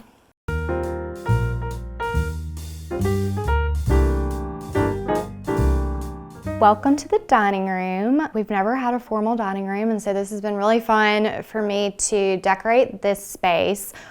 The starting point for this room was the really pretty Brunswick and Fee bird and thistle wallpaper. I always loved it, and so I started with that, and then from that I picked a color. From the wallpaper, I really liked the kind of the lighter blue in the birds, and so did a Faro and Ball paint on all of the trim. And I went high gloss because I love a little shine. I love things shiny. So we did the ceiling, we did all of the trim work in the pretty Faro and Ball paint. And then the room just kind of came together from there. So one of the pieces that I love in this room is actually a pair of, they were actually bookshelves, and they were in an artist apartment in New York City, and then they made it to an estate sale in Mobile, Alabama, and one of my clients called and said, Courtney, I think you need to get these. And so I did, and I've never used them for books. They've always been in my dining room, but they're a great place to store our silver, our little knickknacks we can pull out when we're setting the table. They've really been a pretty kind of space for those types of things. And the mirrors above these I just thought were fun because they're not traditional. They're a little bit more funky. And so I love the kind of Art Deco shape with these. I think it makes it really interesting. And then these fun shades on these little lamps that I found at an estate sale here in Macon. The other piece in this room that I was really excited about, and this came from an estate sale in Albany, is this painting. I just thought the colors were so pretty, and it's signed. And so now I've been researching this artist who it says on the internet was really famous out of England. So anyway, it made it to our dining room. I really love this pop of clear pedestal, and found this again at Antiques and Beyond along with the bust. So I thought this was the perfect little spot for this to live, and it just creates another little bit of interest. It's not the same, so I liked that in here. And then these pair of sconces were actually found on a buying trip. So they were sitting in a field, and I loved them. And so I got them wired, and now they're in their perfect home in the dining room space. I love a pretty table setting. I think it's so much fun. I think you can have I'm a little bit of a sucker for china. I've got lots of it in the kitchen that I need to break out and use. Our pattern is tobacco leaf, and I picked it because I liked all the different colors. So I'm definitely a fan of color. I do not shy away from it, and I love to mix it.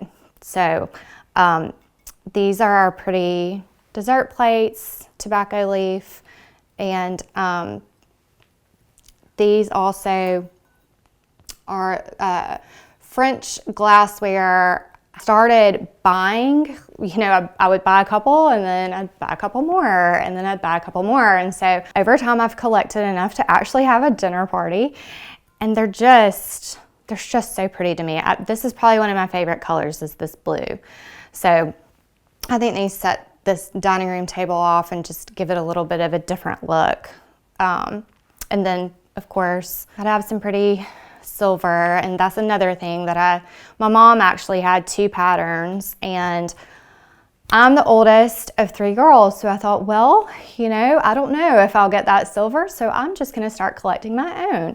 And so I started collecting Strasbourg by Gorham, and love how the silver just sets off the tablescape. And I'm definitely a fan of, and a lot of people have said this, if you have it, use it. Like, don't hide it. Definitely bring out the pretties, because otherwise, why have it? And I just love how it all comes together. I think now that I have this all set up, I want to have a fun dinner party. And the other thing that I want to talk about are these fun lampshades. These are actually Lee Jaffa fabric. Love the kind of marbleized look of these shades. So I thought the different colors, they were fun. It just kind of pulled this room together. In a nutshell, I really think my personal style is very eclectic. I do like traditional pieces of furniture, but then I love to throw in a fun piece of art or a funky accessory that I found digging through antique stores. I try to do something a little bit unexpected, so it's, what I say, traditional with a twist, but fun. It kind of, I want you to keep thinking and maybe not be able to quite pinpoint my style. I think that's what's fun and interesting about our house. Probably some of the things that I've done in this house that, I may or may not be able to do with a client. In our kitchen, we kept all the original cabinetry, but when we moved in, the kitchen was all white. And so I decided, instead of us doing a total kitchen renovation, that I would just paint everything the same color. So I did color drench it a little bit, but I did not paint the ceiling.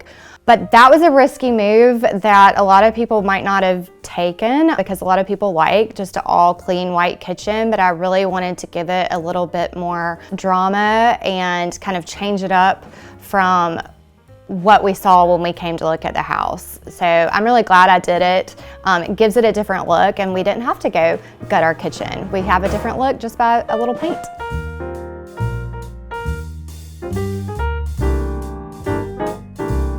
Welcome to our kitchen. This space, when we purchased it, was all white.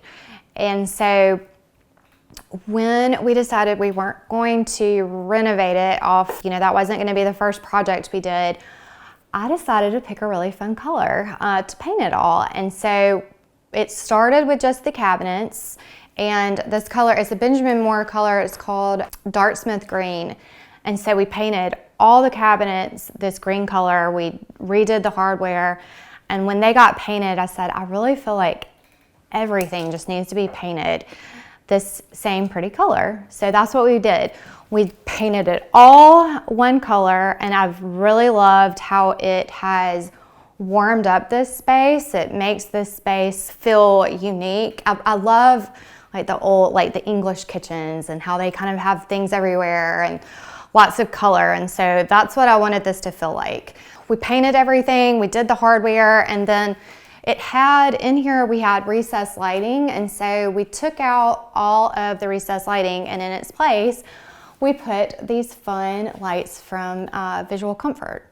So I really like how that kind of changed it up to it, gave it a different look. I got this rug because I loved the pink with the real pretty blue color. I just thought it was really nice.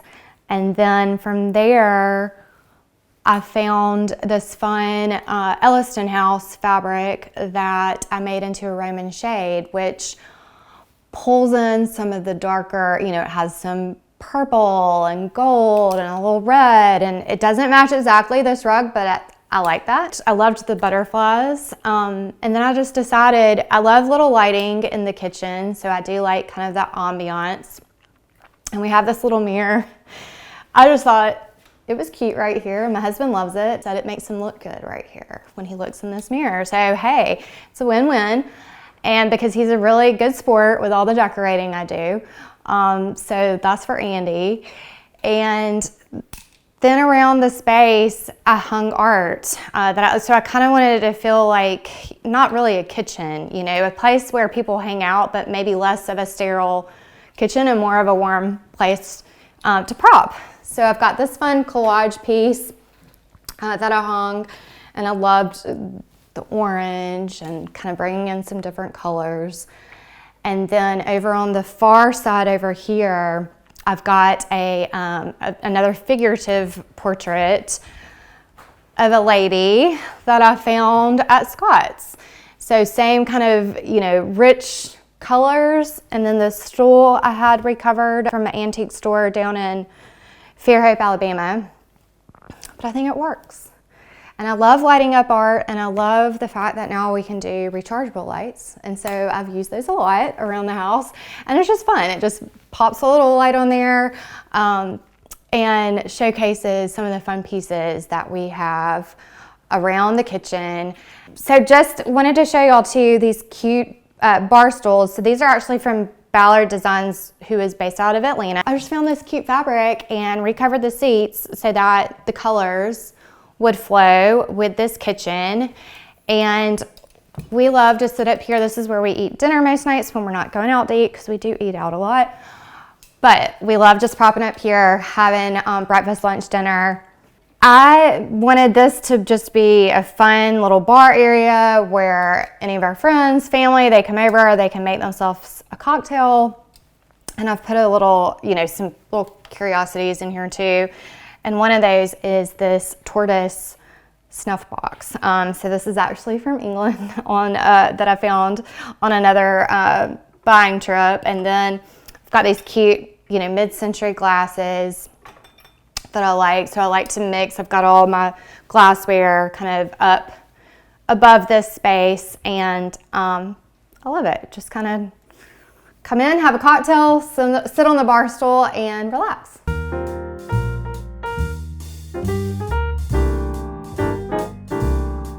Welcome to our keeping room. This room is actually right behind the kitchen.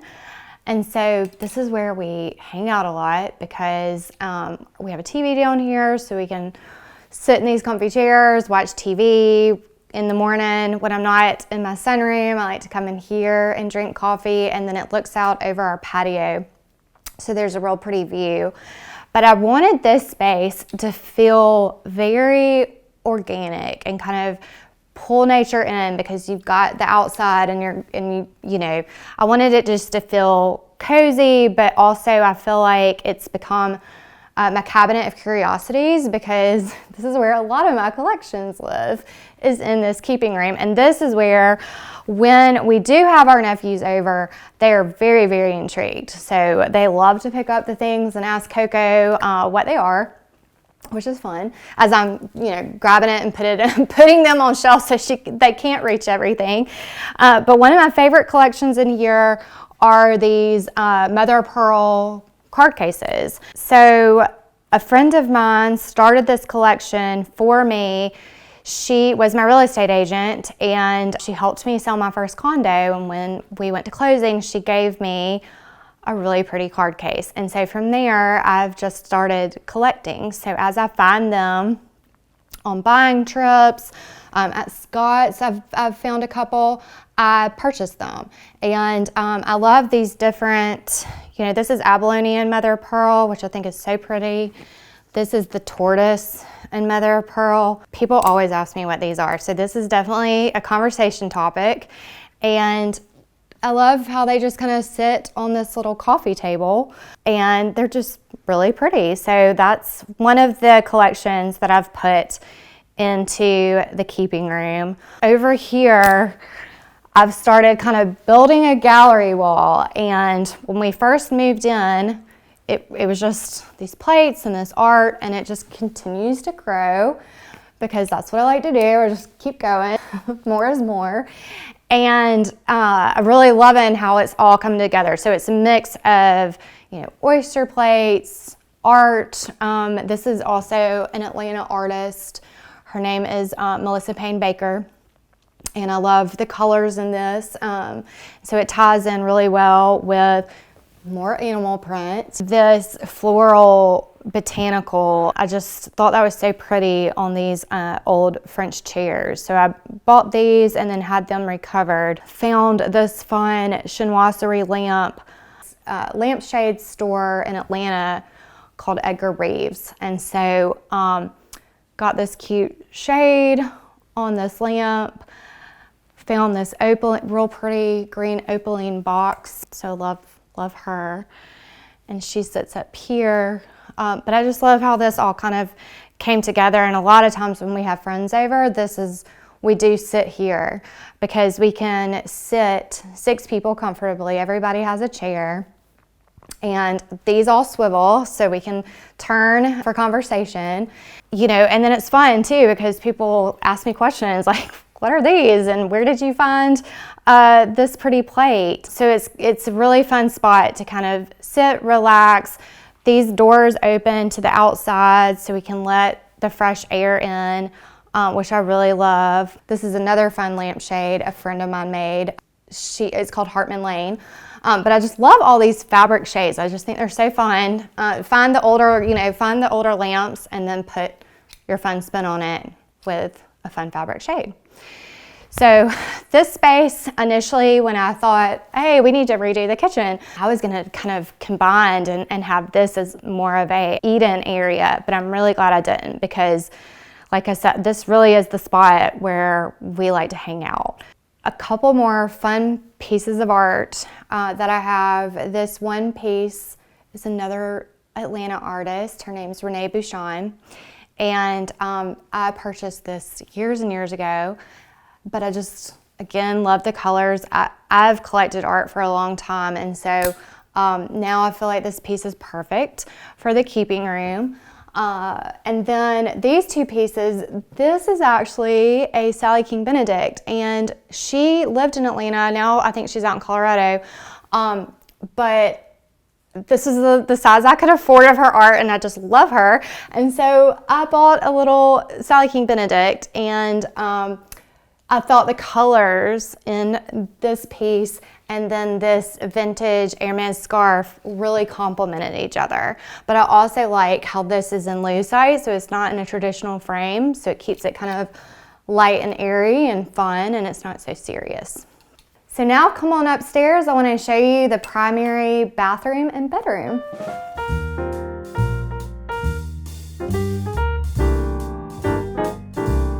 Welcome into the primary bedroom. We decided to make this our space upstairs, but we are in the attic. So we definitely have, the fun roof lines of being in this space. So with that being said, I just painted everything the same color so that it would all kind of blend in. And I decided to use this really pretty Schumacher fabric as a jumping off point for this bedroom. So I've always loved this. Here again is my teal, so I love that color. And I pulled it in with some linens that I found from another Atlanta, Sullivan and Phoenix out of Atlanta. And then these are actually biscuit home. So I just mixed the 2 of these and then had this pretty bolster made with the Schumacher fabric. And so I really love how it all ties together with the pattern shades on these lamps. So these are lamps that have been with me for a while too. Lived in different rooms, but I love these shades. It kind of breathes some new life, and I think they look really cute right here.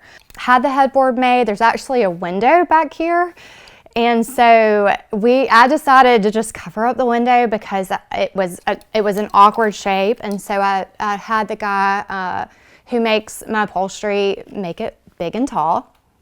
And I like how it just fills up the back of this wall.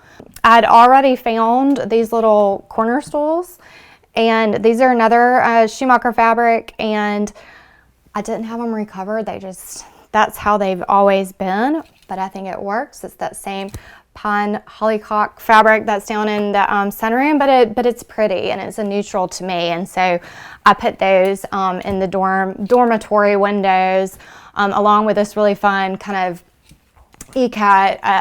Leo Connell fabric that I recovered the ottoman with as well. So I pulled those two pieces together to kind of tie that in, and then use the same Samuel & Sons purple ribbon tape to kind of tie in the colors. And I think it's very relaxing. This is, you know, where I like to come. I will sit here too and drink coffee. I'm a big coffee drinker. Probably need to stop. This is a good little spot to perch. These chairs have been recovered many a times too. They've been in my living room, but now they're perfect right here. So we have a good little perch here, and then we have another moody lady. This is another piece I found on a buying trip to France. So this piece they're actually artists from Florence, and so they paint different types of art, and they're on these torn like sheets. And so I got several pieces from this guy in France when I went, and I just thought the colors were so fun, and I like how she's kind of cubist. It reminds me a little bit of Picasso. And then I framed it in this pretty blue frame, and it's with a barley twist writing table. So I like how this room has a little bit, again, of the antiques, the new. We have a lacquered piece over here. So it just keeps it fun and fresh. It's not too expected. Also, you know, just using pieces that are already had in different ways. And I'm really glad. I mean, I like how it turned out.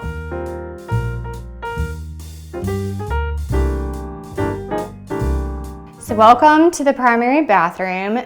This was the big project because when we started, it was actually half this size. So the toilet was actually here where the shower is, and we had a pedestal sink right here. This is actually where our chimney comes up, so we couldn't do anything here. So there's a pedestal sink here, and then over on this side where we have our vanities, there was a shower. So what we did was we expanded, so we knocked the walls out on both sides and took part of the space. This is actually another bedroom, which has become a closet, but I'm not gonna show that to y'all today.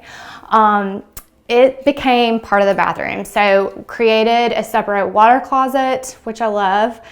And then I created this double vanity. So Andy and I love it because before we were in a smaller condo and we didn't have any storage, we didn't have any space. And this has just been a lifesaver, having a double vanity. And what I decided to do, instead of, you know, putting newer mirrors, I had found these at Scott's Antique Market, and we put those in the bathroom, and I just love how they turned out in here. I think it kind of brings that old world feel with some of the newer fixtures and finishes. I'm not afraid to mix, so I do love to mix, you know, a little polished nickel with a little brass. I think that's kind of fun and interesting. And I wanted to wallpaper this space, so I found this beautiful wallpaper, and we just took it all over. We took it over the ceilings, so when you walk in here, I really feel like it feels more like a spa. I just love how it turned out. And this is the original clawfoot tub. And so, you know, when we decided to undergo this project, I was talking to my sister. I was like, what do you think? Do you think we need to get a new tub? And she was like, yes, you definitely need to get a new tub. This was actually bright yellow, so it looked like a school bus. But I had our contractors move it out to the loft area, and I painted it. So this was my project. I actually painted it this cream color, and I love having a tub, and I love having this old clawfoot one. I just think it would have not been the same if I had gotten a new tub in here. So put this back where it was, and then created 2 cabinets on either side so that we would have more storage. I would have a little spot where I could put my makeup on in the morning. And we've just, you know, we've loved it. And then the shower, funny thing about the shower, I'd ordered some tile, and the tile guy called me and he's like, Courtney, is this right? And I was like, oh, no, it's not right. That's not the right color, because it wasn't the right color. But it turned out perfect. I actually really like the green color. It was supposed to be something a little different than this, but it really flows nicely.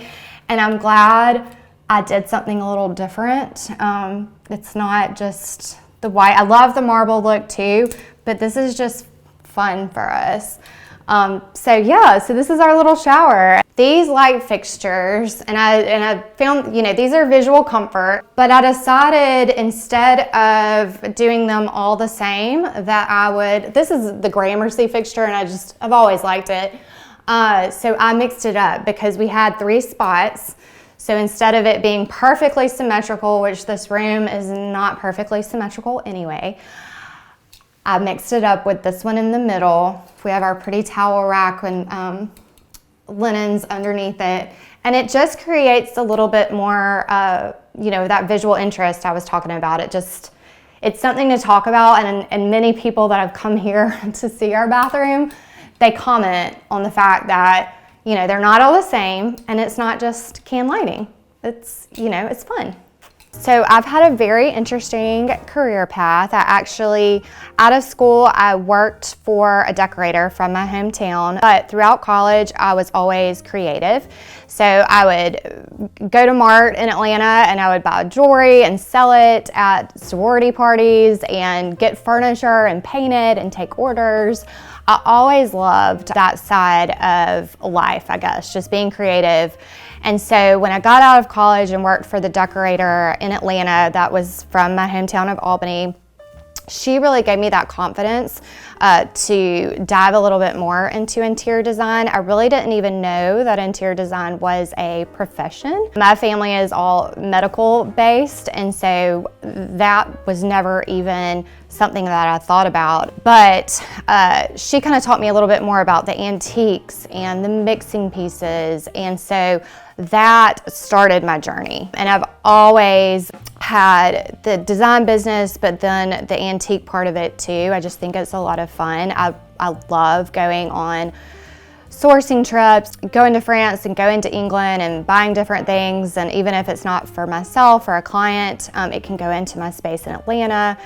And I've kind of seen my career evolve from helping Kay in the early days to really becoming more confident in my style and kind of developing as I went out on my own and started Courtney Moss Design. So I do have a favorite item that I like to source when I go on buying trips, and that is art.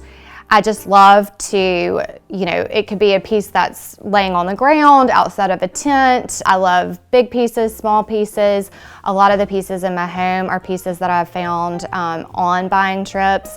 And art is just such a fun way to add a different personality to your home. So I think that's probably my favorite thing that I like to look for when I go abroad.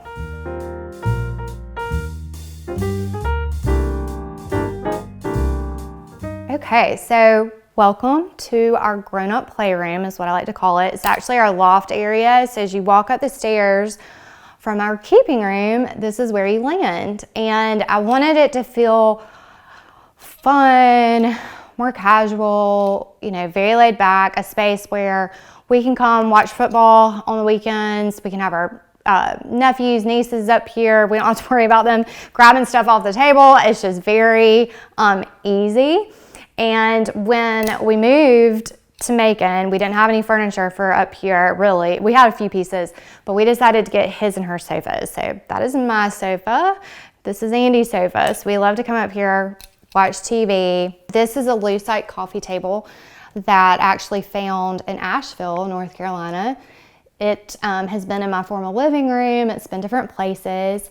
And then this little tree, I have to give a shout out to my mother. She bought this for me, and I love the braided trunk, but it's actually called a money tree.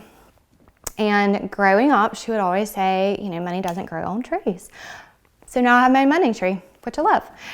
And the last little piece of this room is my mahjong table. We've all, gotten into mahjong, and so I have a group. We try to play each Sunday, and we'll come up here, bring our wine and hors d'oeuvres, and we'll play a little mahjong. So, love this little space. It's just a fun little hangout room.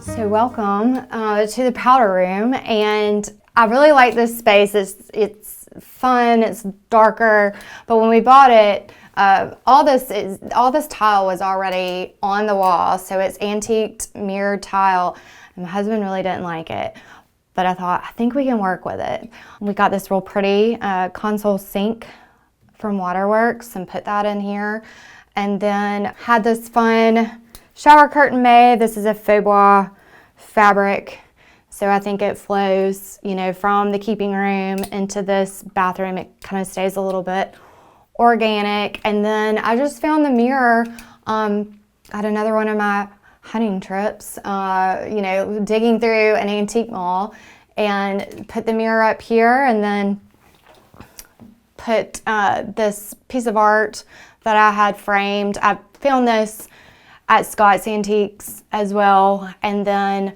I'd collected this frame previously, so decided to go with a darker matte on here to kind of pull out some of the olive colors in the piece of art, and I like how it turned out.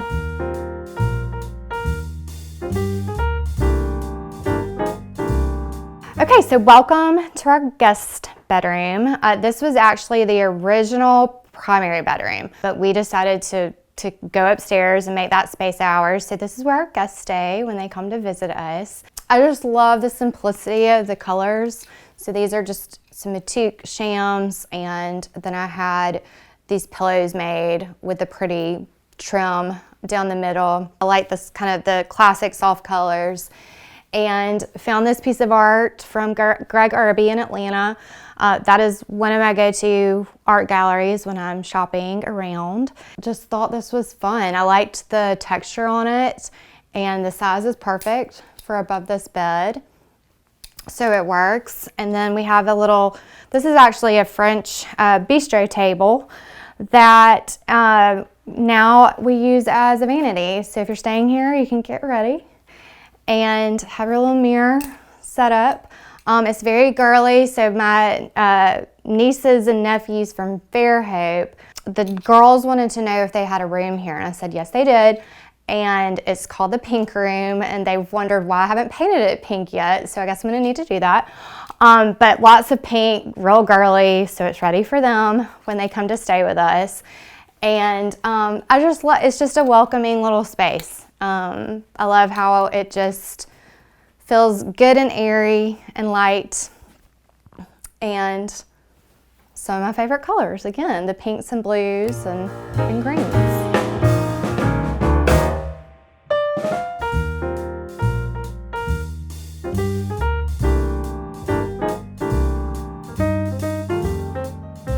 What does home mean to me? I think that is a really big question, because I think it's a lot of things. The biggest thing for me is to be surrounded by family and friends.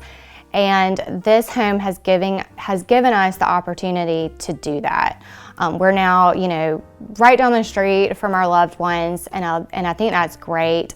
I also think it's being surrounded by things that are important to you. So the objects that you've brought from one home to the next, and now they're living somewhere new, but they're still traveling with you because they're special. So the piece of art that I found at Round Top, and now it's in the sunroom, and it's just having a sense of yourself, but then also opening it up to other people and feeling like your home is a place of love.